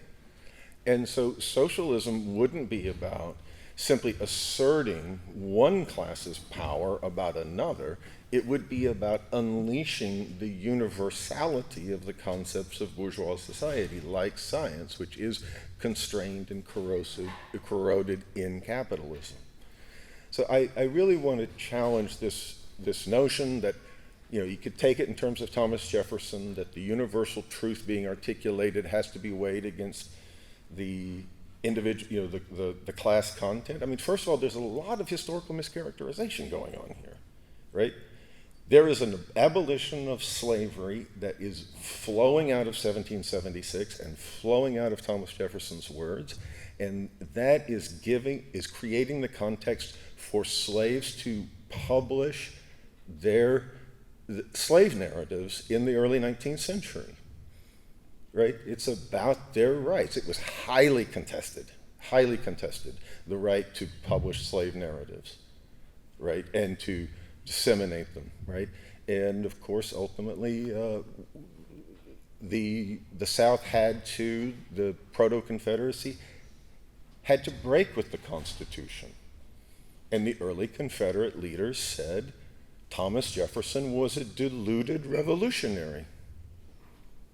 Right? That's what they said. That's what Alexander Stephens said. That's what Frederick Douglass defended against.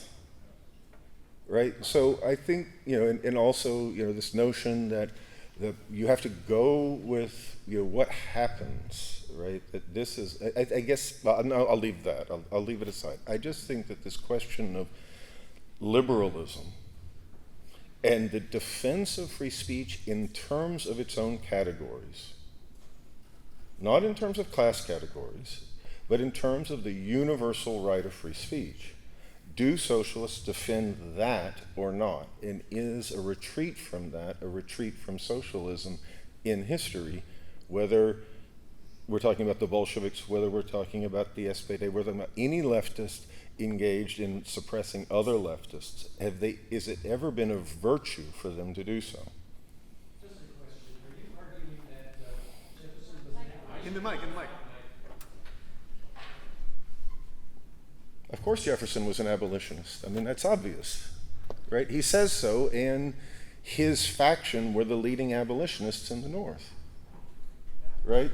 He was tied to Benjamin Franklin and to Thomas Paine and to his nephew Beach, right? And these people passed the abolition of slavery across the northern states in the immediate wake of the American Revolution, right? And he was a Rousseauvian. Of course, he knew that he was living a hypocrisy and that they had made a revolution that in time would abolish slavery.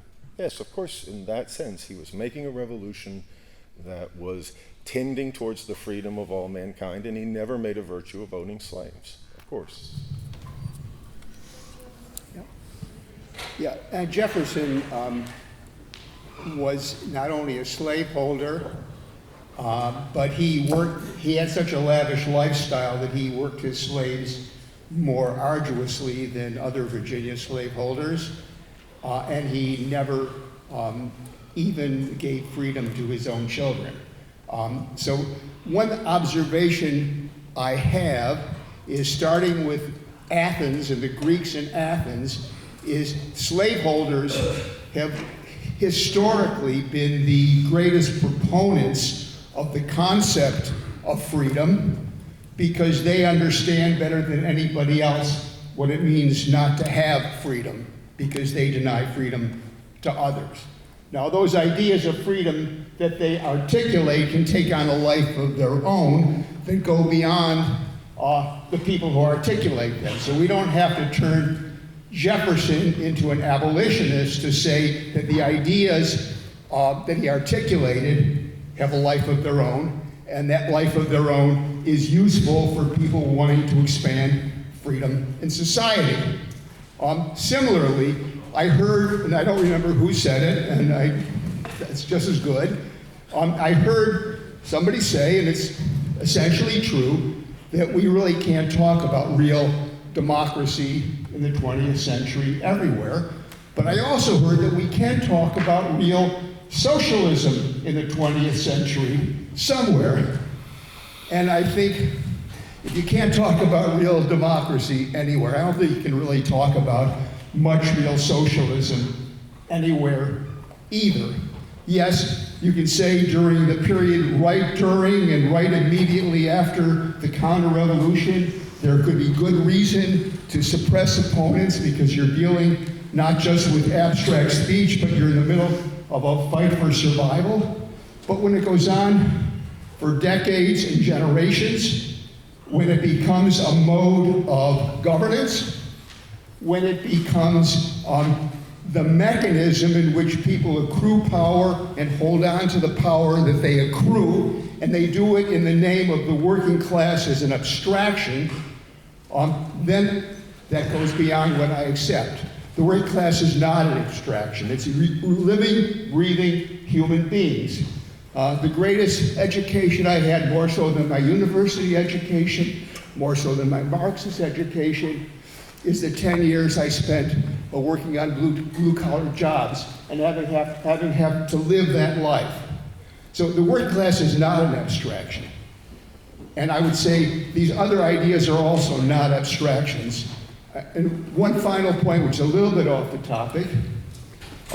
We've heard a lot about the working class. I can tell you that today, if you look at the movements that's going on within the major unions today, within the Teamsters, within the auto workers, with less so, but within the steel workers, people that I know from the 60s who were students at the time and decided to move to working class jobs and take on a working class lifestyle, they were instrumental catalysts for much of what's going on in terms of the insurgent movements in the working class today. So I say to you students here, these are all good ideas, but Marxism, if it has any meaning, has to be a theory of practice.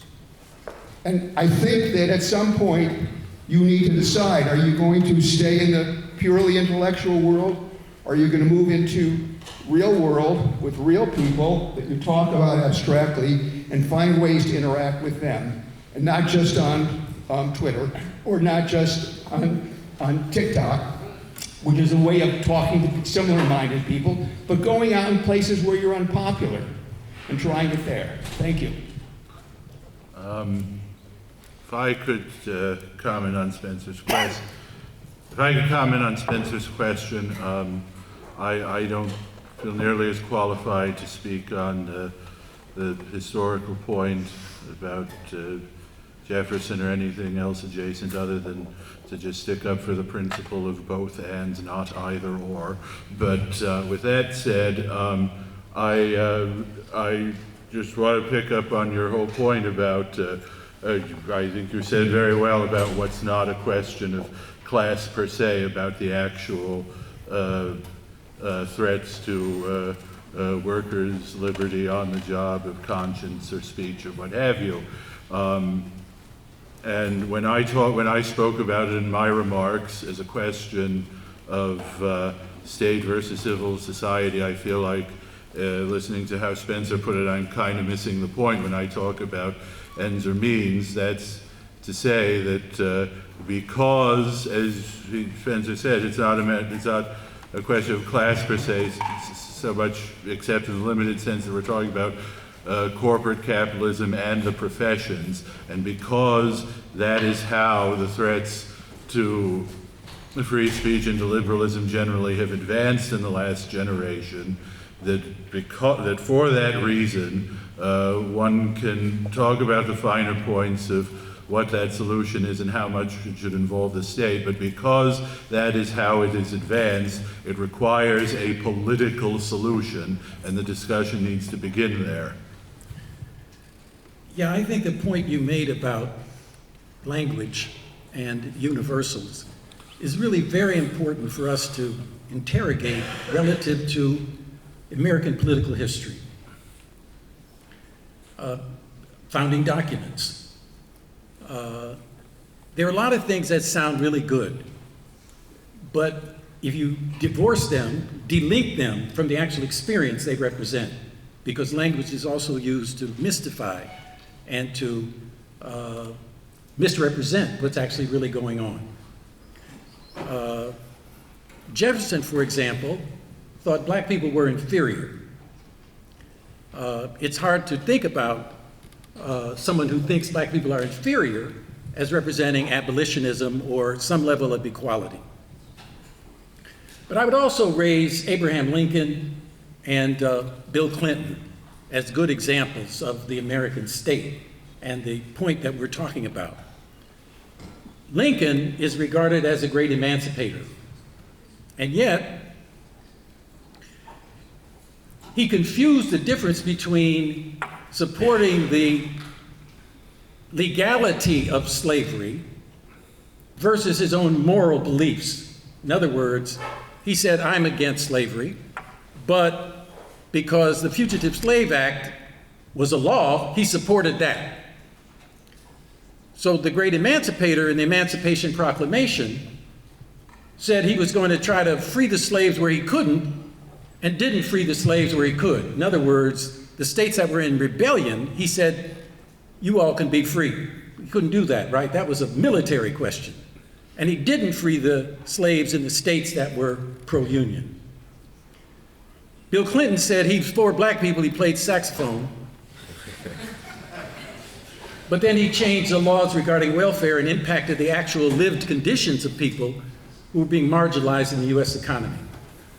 The point I'm trying to make here is that the American political system has always had a language that represents, in quotes, their understanding of some universals, while at the same time practicing politics that in fact represent class and racist oppression of marginalized people. And it seems to me that really gets at then the question of, again, whether or not we will allow ourselves to use the word democratic when it comes to the United States. In classrooms throughout this country, in K through 12 and in higher education, et cetera, there are words that are used that are absolutely bullshit. For example, take the word race. I bet you everybody in here at one time or another certainly has heard it, maybe it came out your mouth, as if the word race was something that was real.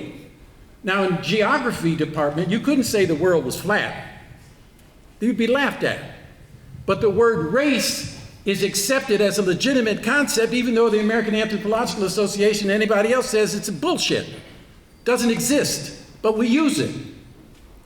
And we use the word democratic with regard to this country. Never been true. And of course, with Jefferson and all the founding fathers, the question is, well, of course, they didn't mean the slaves. Well, that's always something that we have to interrogate. So the question really is that we're really talking about free speech is, where is this country going? What's the next stage of development? That's the critical question with regard to free speech. It's connected to free, dumb. And that's what we have to interrogate. And yes, of course, it has to do with the texts that we all think are important to guide our thinking. But they're only tools to help our methods of thinking.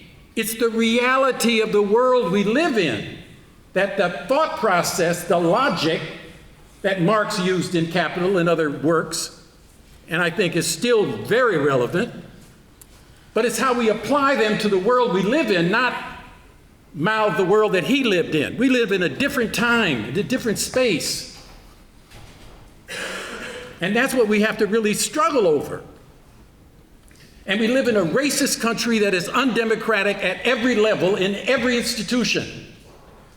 So when you say, for example, that workers whisper about Trump, you must not be talking about the South.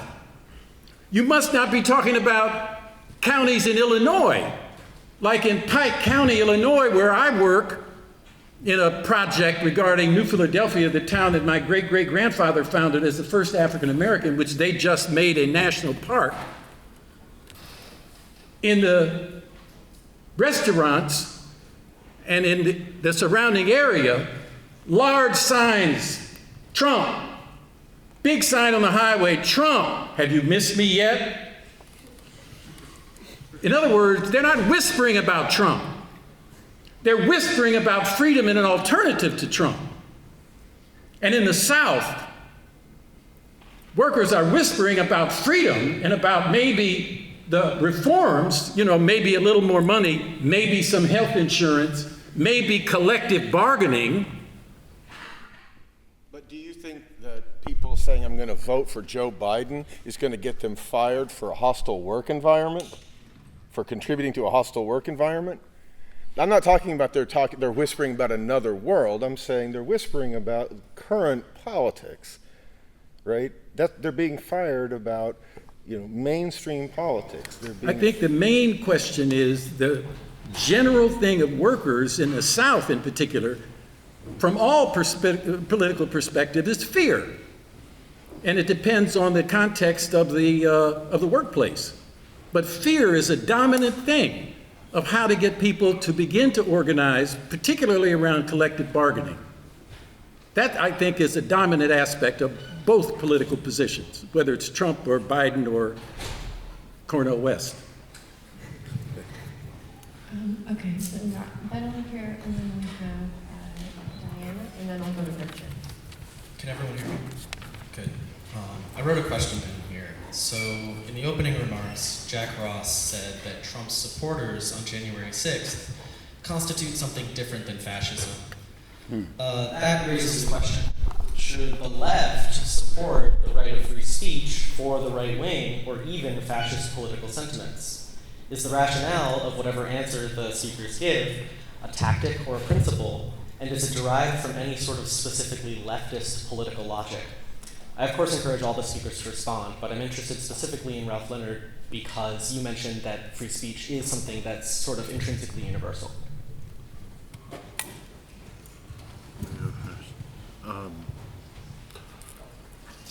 Okay, so are you asking me what do I think? Well, I said when I referred to January 6th, I was talking about from the other side just what it did not become. It did not become the excuse for massive repression by the Biden administration or the deep state that it might have been. And I was making the point about just what we've seen more recently, that it's just decadence, complacency, that with Trump and it's only individual actors who are going after in various cases and doing a very bad job. I could be proven wrong about that in the next few months, but I mean, if your question, what are they if they're not fascists? I don't think there was any real actual politics. I mean, there's the religious nature of the groups that were demonstrating between the election and leading up to January 6th is something that has been largely forgotten and not given enough attention. And that is to say, I was getting my hair cut when it was on the news, and so I had a somewhat hazy idea of what was going on, but I remember just saying to the barber, this is just like a medieval peasants' revolt where they just march on the palace and thinking God is with them, they'll just take over. As far as but I said earlier, I made the other statement. What I said was whatever else Trump or the Trump cult represents, and I resisted the idea that not that it didn't exist, but that was a common denominator. I mean, I'll say exactly what I said in making that remark, which is we simply don't have mass politics, or got very attenuated with, I guess, the rise, beginning in the 70s, of state-sponsored primaries and a media-centered process.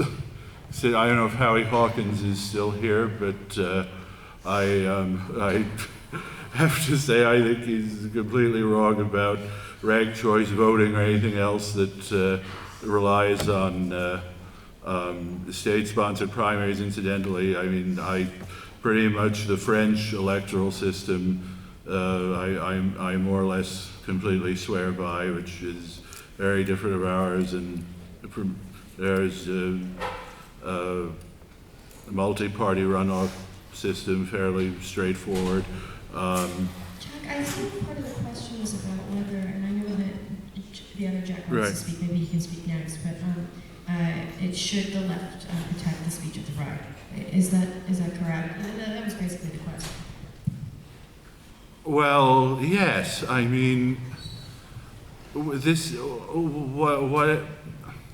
I mean, we could argue finer points. I've had to acknowledge certain elements of truth to the standard resistance, lib fascism argument about the nature of the Trump phenomenon. And I mean, I do think that all the more disturbing things he said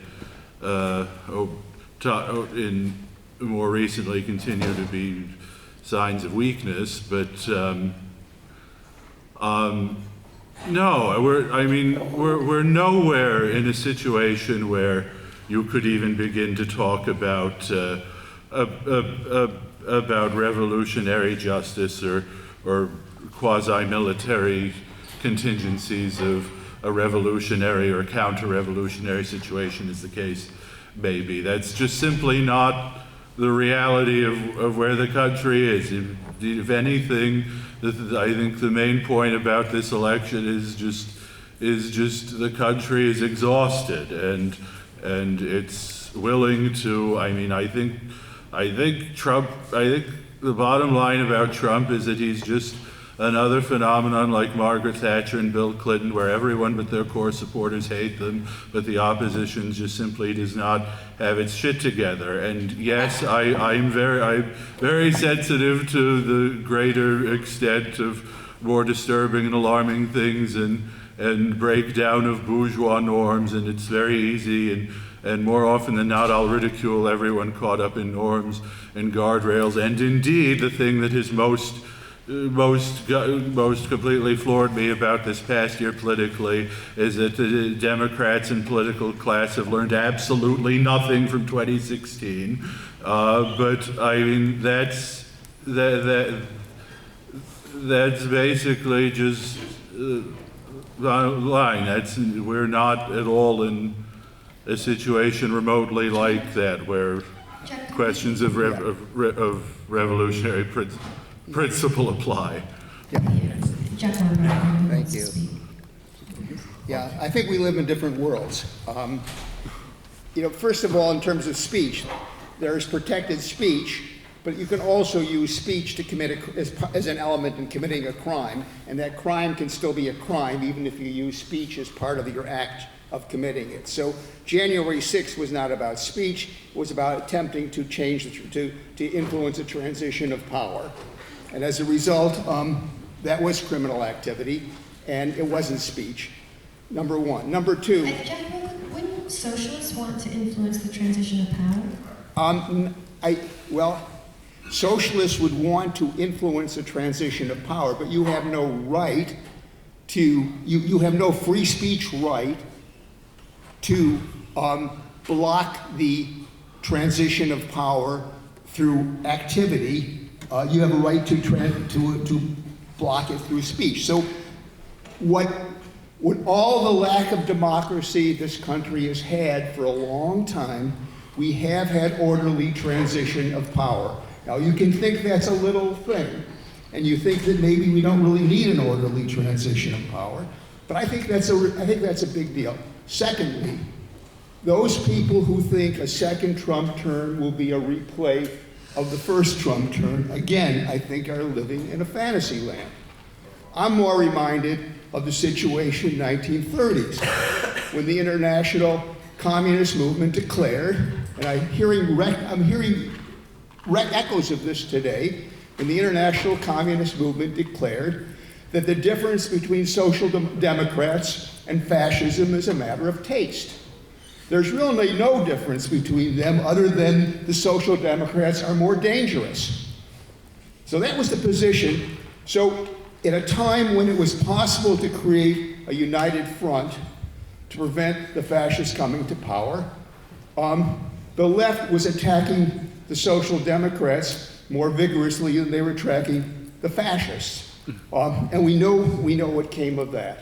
So that's number two. Number three, and I'm interested, I don't know why, and this may be, I'm just not familiar with this surrounding, I have not heard even a word from anybody about the environmental crisis the earth is facing. Now you might think that's a bourgeois notion. Certainly some of my colleagues back in the 80s, in 70s and 80s when I started getting involved in environmental issues, thought it was a bourgeois notion. But I truly believe that climate change has the potential to disrupt all of the Earth's human support systems and disrupt societies. I don't want to go into, I'm not giving a speech on it. Anybody interested in talking about, on a scale that's unimaginable. And we have a limited period of time. I think the election of Trump, with all the other things, with all the promised retribution that he plans if he gets reelected, is also going to basically make it impossible to do the transition that we need on time. So the notion that this is just, ho-hum, seems to me short-sighted. I believe it is a world historical threat. of the kind that we have very few in human history. And I think this transition is very important. And there's the right to free speech, but if I hold a gun up to you and say, stick 'em up, is that free speech? I said, stick 'em up. And I say, hand me your wallet, is that free speech? No, that's not free speech. I have a gun in my hand. So you have to distinguish between speech and activities that go beyond speech. Thank you. I just want to make one thing totally clear, which is I did not say, and I do not argue that January 6th is a question of free speech or First Amendment rights generally, and I'm sorry that I simply cannot resist reminding you of what may come as a blast from the past from an old comrade of yours, Virgil Vogel at the time, who simply said very bluntly, Humphrey is not a social democrat, Nixon is not a Nazi, as far as any invocations of the third period nonsense.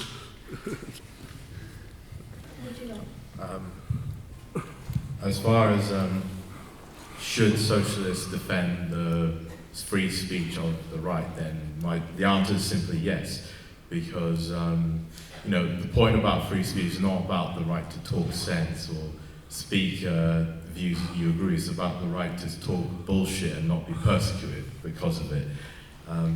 It's the point I think John Stuart Mill made, that if you have a group of 100 people in a room and there was one person in that room that went against the rest of them, that person deserves extra attention because what he has to say must have taken him an effort to come up with, and he might have a grain of truth that might make you consider your views differently and ask you, why do you have the views you have? Why do you believe what you believe? And maybe,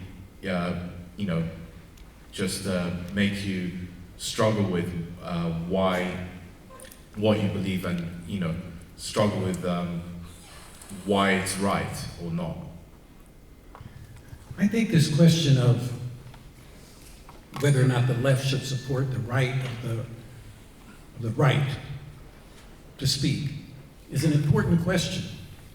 And it connects to this whole idea of a class analysis of society. And it connects to this question of what is the Trump phenomenon. Right now, a sizable group of people in Congress represent that far right. A big section of the ruling class in this country represents the far right. In other words, Trump is not an isolated phenomenon. I mean, he's a character. And we could characterize the whole thing around Trump, but an analysis of Congress and the Freedom Caucus, and an analysis of the ruling class and the billionaires and what they're funding represents a way of trying to understand how dangerous this moment is. And so we, that is the left, have to accept the fact that we are outlaws in this society. And that we have to accept the fact that our speech is going to be severely limited, much more than the fascist right. And that means that when we talk about the right, we have to understand they represent a clear and present danger when they talk, because it's connected to a movement that can harm all of us.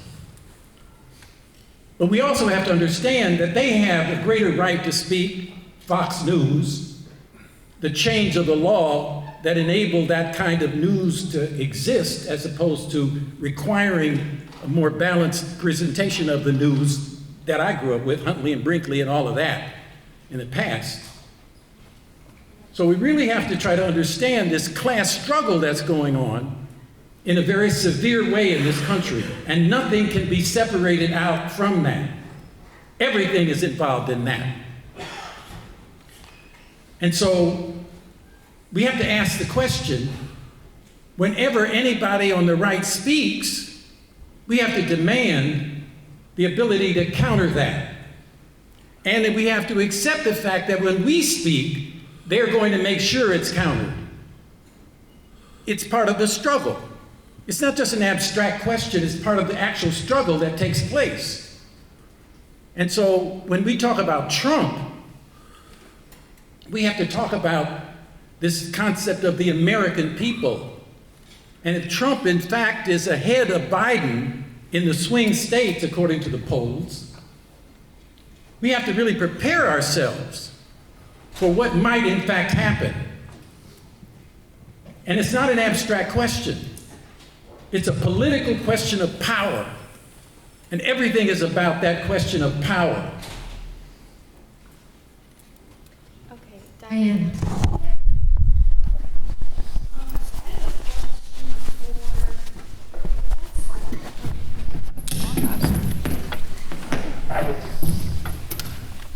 So I have a question for, I guess this is more, I'd like to hear most from Ralph and Abdul, and also Jack on this.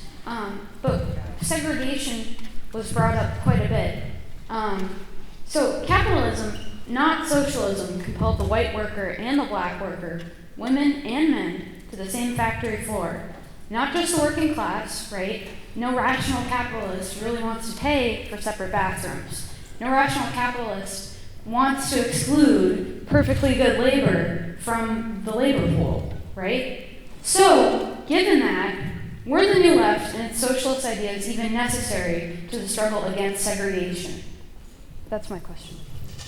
See, I think you have to ask yourself why you believe that a rational capitalist would be against segregation. Because one of the functions of that segregation was to separate and demobilize the working class, to have it against itself. So it was a tactic, it was a tool used against the working class. And the struggle against segregation was a struggle to unite the working class. And so this whole this abstract, again, idea of what a rational capitalist is, when did that ever happen? When did a rational capitalist ever be divorced from patriarchy, from racism, from colonial imperialist intentions? I think a rational capitalist wants slavery. Why? Because he don't want to pay nobody.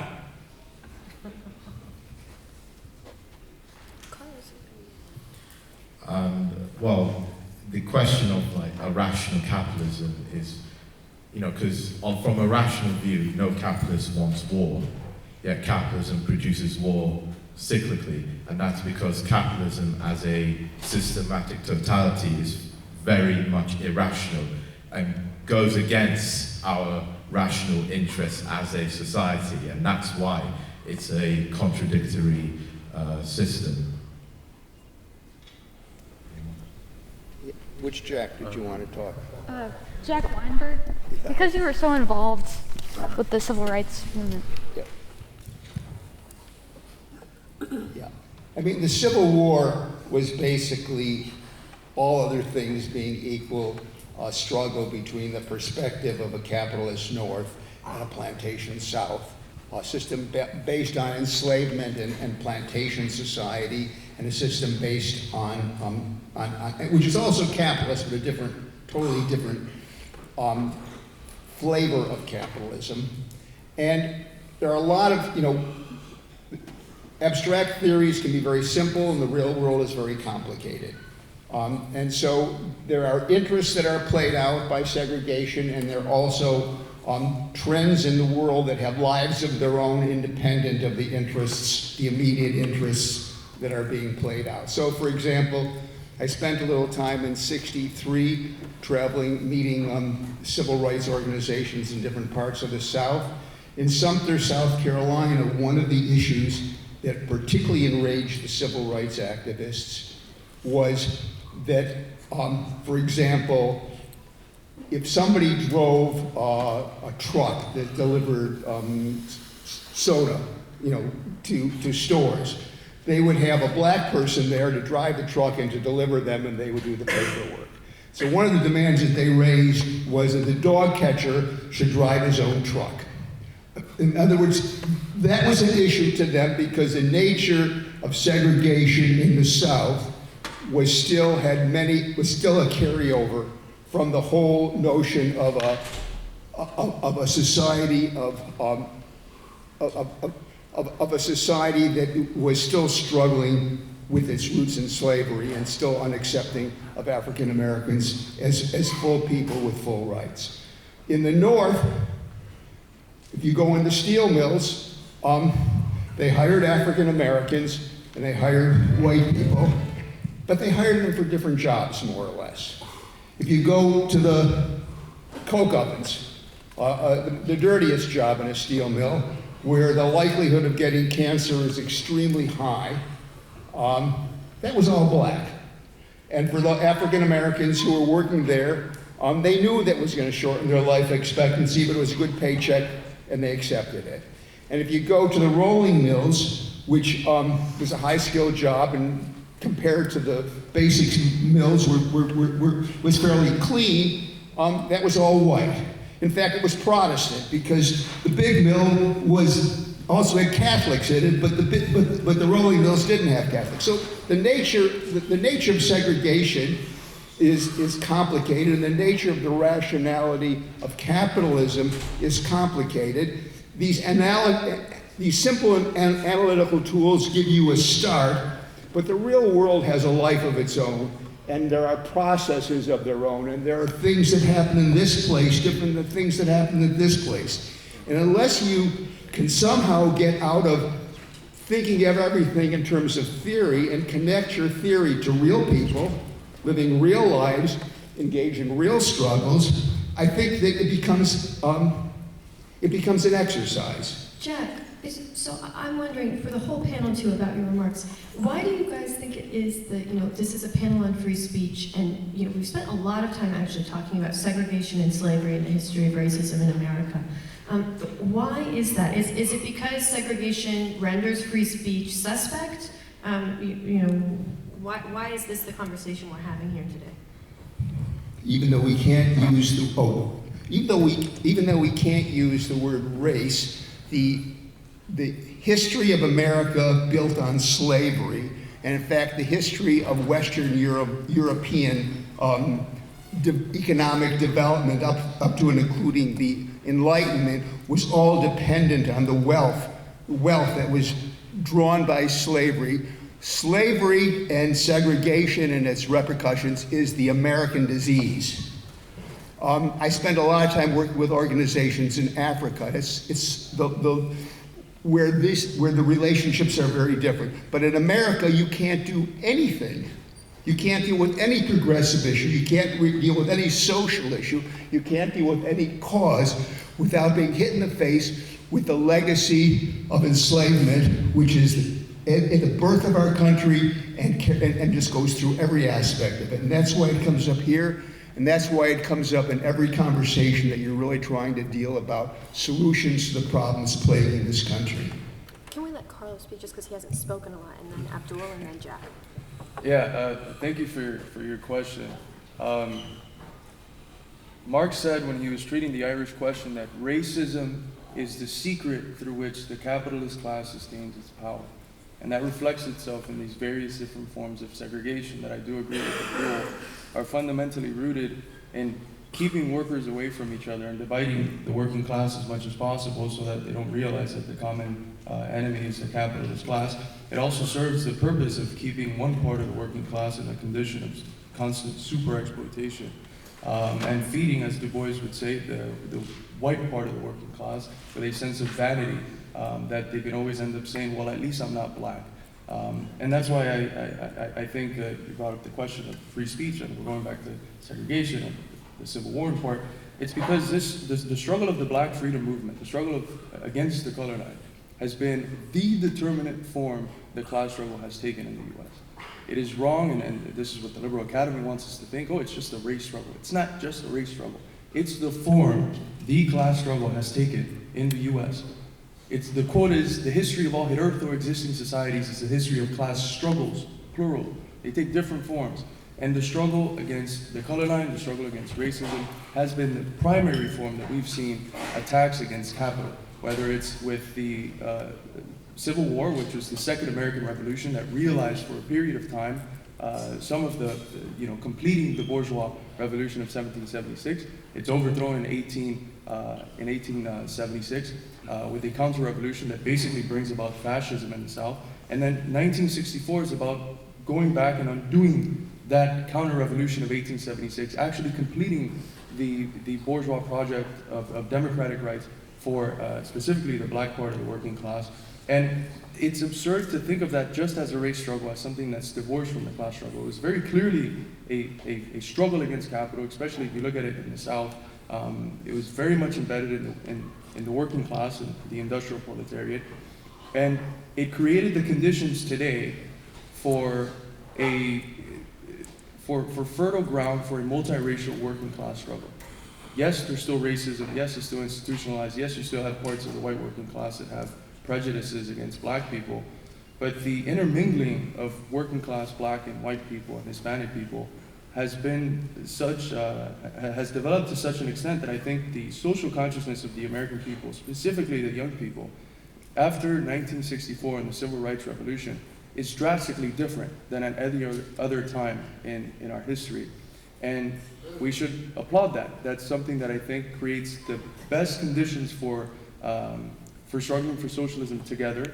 And the Leninist position on this has always been like these democratic struggles are important because at the end, not only do they guarantee the democratic bourgeois rights for the parts of the population and the working class that didn't have them, but they make the class struggle more acute. It becomes easier to see how the enemy today is the capitalist class and how we should unite around that. And I find a lot of hope in the youth. I find that the inclination of young people, white, black, Hispanic, or whatever it might be, is towards a position of unity, and they're a lot closer to being anti-racist and against the system that necessitates racism than they are to be racist. Racism today is almost something that's mocked by young people, and I think that's something that signifies a positive move. Yeah, I think the discussion of the exploitation and oppression of black people is central to the history of the United States. I doubt that that's a problem in anybody's thinking in this audience. But at the time of this moment of the struggle, we have to ask ourselves, what is the greatest denial of free speech? Particularly at a time of the Palestinian struggle. It's genocide. In other words, you just kill the people. That's what happened to the Native Americans, the First Nation. So yes, we have to talk about the exploitation of black people, but we can't have a discussion like this without mentioning the genocide of the settler colonialism that this country represents against the First Nation people. And it seems to me that's really, again, a critical question, because not to talk about the people who experienced genocide in this country desensitizes us from our historical role, for example, in supporting the genocide against the Palestinian people.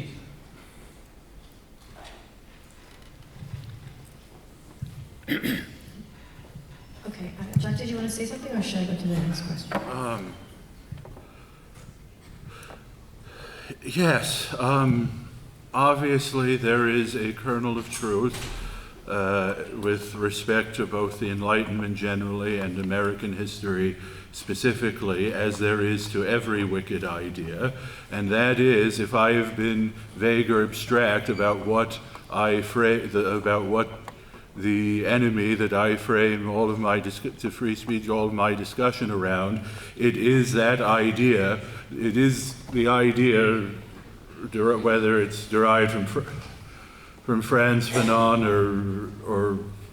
or other very un-Marxist thinking that of replacing class with race, that is essentially reducible to believing about all white people, or the idea of whiteness, and the very utterance of that word infers acceptance of the idea of believing, referring to all white people the way anti-Semites refer to Jews. That is to say, a superfluous and arbitrary descriptor that serves no other purpose than to ascribe unique and intrinsic wickedness to the subject.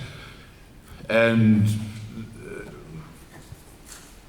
and as far as that is a statement of class, that is based on class remark, and frankly, I think the relationship of that idea, and that's the current idea in the academy,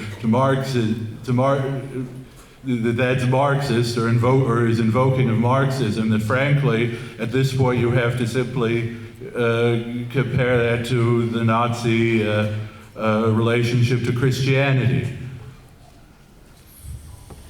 Thanks, Jack. Okay, we're going to take 2 more questions. So Richard, and then the final question is going to be Clay. So this is a discussion about free speech, and it seems to me several things tend to get conflated when people talk about free speech. The traditional civil libertarian concept derived from the Enlightenment about free speech relates to the state and the state's limitation of free speech. But a lot of what we're talking about in the present is not state action, but the actions of individuals, civil society, universities, often private universities, large media corporations, etc. You know, the question of employment and termination of employment, whether for supporting Trump or for supporting communism or whatever, was brought up. None of that seems to me protected per se by the First Amendment. And I want to ask, since it's a question about free speech and everyone takes for granted the value of free speech, what are the circumstances, and I would like sort of all the panelists to answer it, what are the circumstances in which the panelists would defend the curtailing of free speech? In other words, would defend censorship, for example, the question of a post-revolutionary government, censoring counter-revolutionaries was brought up. Would people support deplatforming, say, white supremacists? Questions like that. In other words, where are the examples, if there are any, where people would support restricting or curtailing free speech on the panel? Should I go first? To bring it back to my opening remarks, I think the principle involved is what was the standard Cold War liberal principle: heresy, yes; conspiracy, no. So the principle that was articulated in the 1950s was heresy, yes; conspiracy, no, which is to say that that ideas and that the freedom of ideas and organizations and belief systems that would, as a matter of course, deny that same freedom and power is an absolutely essential aspect of a free society. That it does not follow that they should be allowed free rein to simply run amok over institutions by duplicitous or coercive means, and that is perfectly legitimate for the state to control. I'm not qualified. I don't feel qualified to comment on individual revolutionary situations. I could comment historically about, I suppose, about exactly what the turning point was after the storming of the Winter Palace, I guess, but without dealing with the specific military or revolutionary situations, if you're simply talking about day-to-day functioning of society, again, as I stated, the principle heresy, yes; conspiracy, no. And indeed, what we are dealing with is conspiracy throughout the professions and corporate classes and university system is adjunct to that, is the swift advancement of conspiracy that has to be checked by political and democratic accountability. Thank you for your question. To get back, sort of connected to the other question, that seemed to imply that in these instances, people are making virtue out of necessity. I think precisely the point is opposite to that if we're realists, we recognize that socialism is not being constructed in this perfect ideal world disconnected from global capitalism and imperialism. Every single socialist project, every single project where working class people came to a position of political power and started constructing their own destiny had to face immense pressures, immense different forms of hybrid warfares, blockades, invasions, spying, chemical warfare, all different sorts of hybrid warfare. And socialism has always been a socialism in siege. It's had to construct itself in siege. So in that context, when you have forces that are attempting to consciously overthrow the gains of the people, you have to suppress them. This is not something we would like. We would love for socialism to just develop, purely in this abstract realm, but that's not the case. You have to suppress the Batista goons after the Cuban Revolution. If not, you are betraying the revolution. You have to suppress their right of speech. These are people that are killing the people going and doing brigades, bringing clinics and bringing schools to rural areas. You have to suppress their right of speech. And you have to perhaps even do more than that. Now, I think the slogan that Fidel uses is the right one. Within the revolution, everything, outside of it, nothing. Which means that there might be differences of opinion and plurality and discourse and debates within the revolution. As long as the principal contradictions we can agree on, we're fine. But once you start getting these because they're not just disconnected, it's not just spontaneous. They're connected to the greatest forces of evil, which is empire. And how do you combat it? Eventually, a socialist society like Cuba, it's been 60 plus years socialist. It's been able to focus on education, as you were emphasizing, and with an educated populace, now it can allow more information from their neighbors up north to come in. And on the basis of that, there doesn't have to be the same level of repression and limitation of speech and what people can see and stuff as before. But even there wasn't much. How do you compare that sort of limitation of the speech of the imperialists, which, I'm sorry, I'm not an epistemic relativist. I think their speech is bullshit. I think their narratives are bullshit. So how do you compare the censoring of that stuff to the sort of censorship that's constant, that plagues our forms of society? It's just night and day. And when you see it from that lens, even censorship under a socialist context is still moving us towards a more universal ground for free speech. Carlos, but even within the tradition of Maoism, are people critical of the anti-rightist campaigns after the 100 Flowers speech for shutting down what they believed was actual debate and discussion within the working class? I mean, isn't there some ambiguity in this, even within kind of your own political tradition? Absolutely. All of these processes, because of the tremendous pressures that they're under, there's contradictions. We cannot expect socialism to be this pure thing, this embodiment of the pure idea that exists in our head. There are going to be mistakes, and we should try to avoid them. And if it comes to a position where we have to take these sort of acts that we might feel are against socialist morality out of necessity, we should not make those virtues. That is something I agree with. We should understand that, okay, it's because of this context, but everything is dependent on time and place. And there's a time and place when socialist societies can be a little bit more open, and there's a time and place where that cannot happen because you're trying to fight back a fascist, a potential fascist Nazi invasion, or you're trying to fight back an imperialist invasion of your island, or whatever the case might be. It's all dependent on context, and that's why the category of concrete universal is important. This idea that we can just talk about things divorced from the actual conditions of the world is absurd. We can appeal we can have these principles that say we're going to fight for a world where there's free speech and all these things, but we also have to be realists. That's not the world we live in now.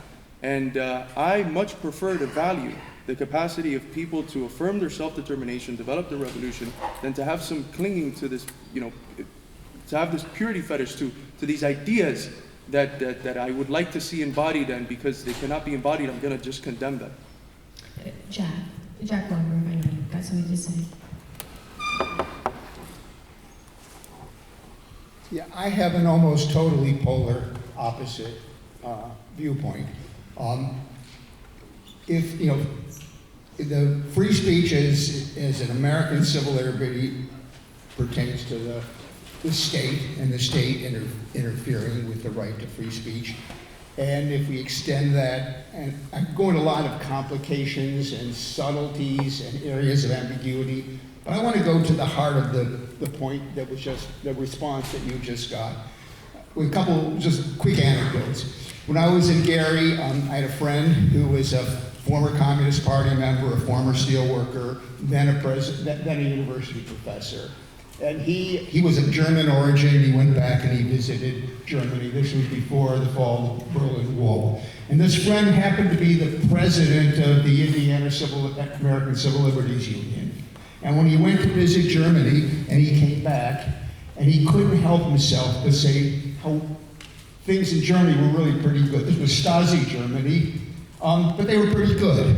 And I had friends who were members of the Communist Party, and or certain Maoist friends who were prepared to defend everything that Stalin did on the basis of supporting the working class. And I had friends during the Cultural Revolution in China who were thrilled that we're having the Paris Commune occur in China during the Cultural Revolution. So the word socialism and the concept of the working class becomes metaphysicized to the point where you can defend anything and justify anything, even if no workers, if you could actually take a poll of workers, and if they actually had access to information, interests were being preserved, were reflecting their views or anything else. So the notion of socialism and the notion of autocracy in which the means of production are controlled by the same people who control the political system, and the joining of the political system with the means of production is often called socialism. It's often spoken of in the name of the working class. But those are just metaphysical, ideological constructions, in my view, to justify authoritarian societies in which the working class suffers terribly. So that's number one. Now we'll get into, so that's a different viewpoint that we have. Not a very small one. You know, there can be certain circumstances about even the state restricting free speech. I would say if it goes on for more than a couple of months in an emergency situation, then I begin questioning whether it's an emergency situation. It could be even a little bit more. So I don't want to go into all the subtleties, you know, the Kronstadt uprising, or the struggle against Trotsky. But the other thing is, I think people on the left in this country have been tricked. Because there's also the question of the right of somebody else to speak and the right of Mike to disrupt that speech. And that's a different question than the question of the state involved. Jack, just real quick, we have a lot of younger students who don't know what you mean when you say Kronstadt or the struggle of Trotsky. Could you just explain it? I mean, where is I could, but I think for those people who don't know, I don't think you're missing much. and I'd be happy, I'd be happy to talk about it at some other time, but we don't have time to go into history. So let's talk about today. Let's say there are people who exercise free speech as an act of provocation. There are provocateurs. They come to a campus. They set up the most outrageous topic they can think of. They get all the students who disagree with that topic up in arms. They shut it down, and then they get a national media. You know, those people have fallen for a trick. You know, the civil rights movement, we did provocations all the time to try to expose the police or to expose the segregationists, and they always fell for it. So there's a lot of falling for provocations. The question of, when it's a real question of free speech, and not just responding to it. And the other thing is, I think a lot of students live in a surrounding where all the people think more or less like them, and therefore they don't understand, and they want to homogenize the thought in that world and impose restrictions on the thought in that homogenized world without realizing how isolated they are in society as a whole. And that makes them susceptible to provocations. If you actually have a contentious issue that there's disagreement in your community about, there are various ways to struggle it out. And you may win, you may lose, and sometimes you have to isolate people. Sometimes you have to cold shoulder them, sometimes you have to embarrass them. That is, it's not just talking. There's a struggle that can go on over ideas. It can be multiplied. It can have multiple ways of going forward. But there's a difference between free speech and the restrictions on speech imposed by the people who also control the armies and the police and all the military might, and restrictions on speech imposed by ordinary people for ordinary reasons. And I think those are two different things. And even in those cases, I think in most situations, you want to look at the correlation of forces not just in your immediate surroundings, but how it's going to play out in society as a whole. But what if those ordinary people are a large corporation? Pardon me? What if those ordinary people are a large corporation, say, or a university bureaucracy, a large media corporation? That is, if I had the ability to stop large corporations from being treated as a person, and funding politicians and having more free speech rights than me, I would do that. I think the Supreme... Like on media companies, like on media platforms, that's a private space, right, legally. So in other words, if a media platform censors certain forms of speech, they're not violating the First Amendment, right? There used to be laws in this country which were not perfect, but did require for certain political topics for there to be a balance. And that was eliminated under Reagan, and that opened up the world. So the government did have the right until the Reagan era to have certain requirements on the media companies of that era to, when they're dealing with political topics, they didn't do it well, have some balance. So if I had the power, which I don't, I would certainly be in favor of putting more restrictions on corporate rights and treating corporations as people in the whole free speech realm. And I despair at the disproportionate power that they have over the power of people like myself. And insofar as I have the ability to struggle, or I have connections with people, I want to fight that. But we're not talking about free speech now. Now we're talking about, I think Anatole France was the first person who said it. He said, the law in its majesty protects the rich as well as prevents the rich as well as the poor from sleeping under the bridge. The law is not, the law has a different impact on the wealthy and on the powerful and the unpowerful. And I am for policies that strengthen the less powerful and that put constraints on the more powerful, particularly on the corporate more powerful. But these are not, that goes beyond the topic of this conversation and how you realize, again, Marx said, one of the things I do agree with Marx, the point is not to criticize the world, the point is to change it. And I think that's the question. How do you take a bad situation and make it better? Or better yet, take a bad situation and make it much better, or transform relationships that make it better. And there are no magic answers. Thanks, Jeff. I'd like to... Abdul, and then we have to kind of wrap up, so. This is a really interesting question. When should the left support somebody from the right to have the platform? And I agree with the phrase, clear and present danger. In other words, people who are advocating a point of view connected to an actual social motion in society that's bringing harm to people, I think that has to be restricted. In other words, it's interesting, they define it from their point of view. We would have to define it from our point of view. So it's as simple as that. In other words, the challenge of democracy is to enable people to represent their interests. So our interests have to be represented. And therein it is the crisis of capitalism, of democracy. So there's clear and present danger. Now, the question was also raised, does society have the right to be wrong? Well, I'm not against somebody hiring an economist like Milton Friedman to talk, but I would be against having a department of economics solely advocating those views which existed here, as opposed to having a debate, which is what the university should be about, the debate of ideas. And I would be for them to be as open as possible to debate all these ideas. That doesn't happen in most universities.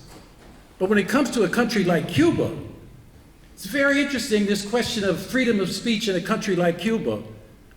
Number one, we worked, for example, with local libraries. And there were these libraries that developed that represented kind of free speech. They were all supported by the US Embassy. And a lot of them were pornography and bullshit, if you'll accept that scientific category. So you can't talk about free speech in Cuba without understanding the role of the United States. So in this country, the question of when should the left support somebody from the right, that's a democratic question that has to do with the consciousness of people in this country. Now, because the left has been so isolated on campus when they want a Klansman to speak or something, then a small group of people take militant action, and that seems like an irrational, anti-democratic action, when it really is a reflection of the class struggle in this country. And my whole point about Lincoln and the Fugitive Slave Act is the question of the legality, that we have a moral right to stand up against all the laws that are, in fact, anti-democratic and against the people. And that's a decision that has to be made. So to protect the right of free speech for the left means you have to go up against the laws, because it's an immoral thing to do, but it's an illegal thing to do. And in this country today, that's a decision everybody here has to make. It's not just an abstract decision, and it's a political decision we all have to make. You come to the university and you join Platypus because you're an intellectual, and because you're reading thick books and you're understanding very complex ideas. But if you're going to be a transformative figure in society, you have to accept the fact that going to the working class and mobilizing them with a class-conscious speech, you're going to, in fact, go up against the legality of class rule in this country. That's a decision you have to make. It's a moral decision, it's a political decision. And Platypus needs to prepare you for that decision, because the right wing is moving rapidly in this country.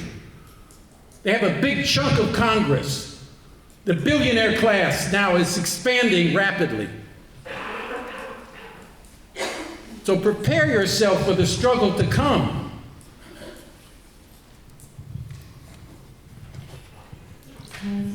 So we do need to wrap up. Jack and Ralph, do you guys want to say anything to this question? And then I think we'll end. Yeah.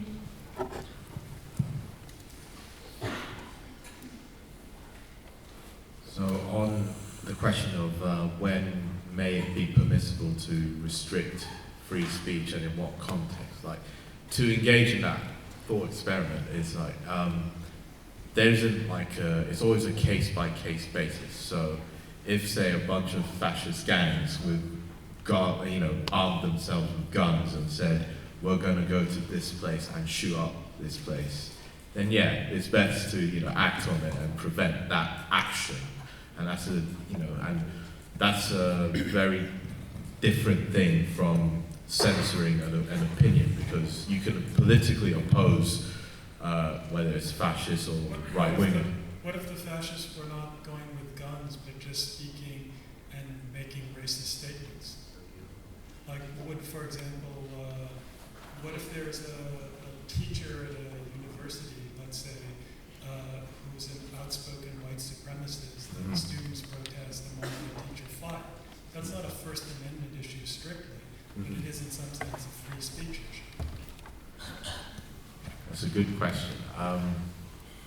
Well, that's the question not of, obviously you implied it, of civil society, where does civil society draw the line of where you can make that speech. And I suppose in that context is if that teacher, because that teacher is now in a position of authority, and his white supremacist views means that he's going to be biased towards black students or other students of different racial backgrounds, then it's best not, then he's like breaking that kind of code of conduct that teachers are meant to have, that they're not supposed to be discriminatory.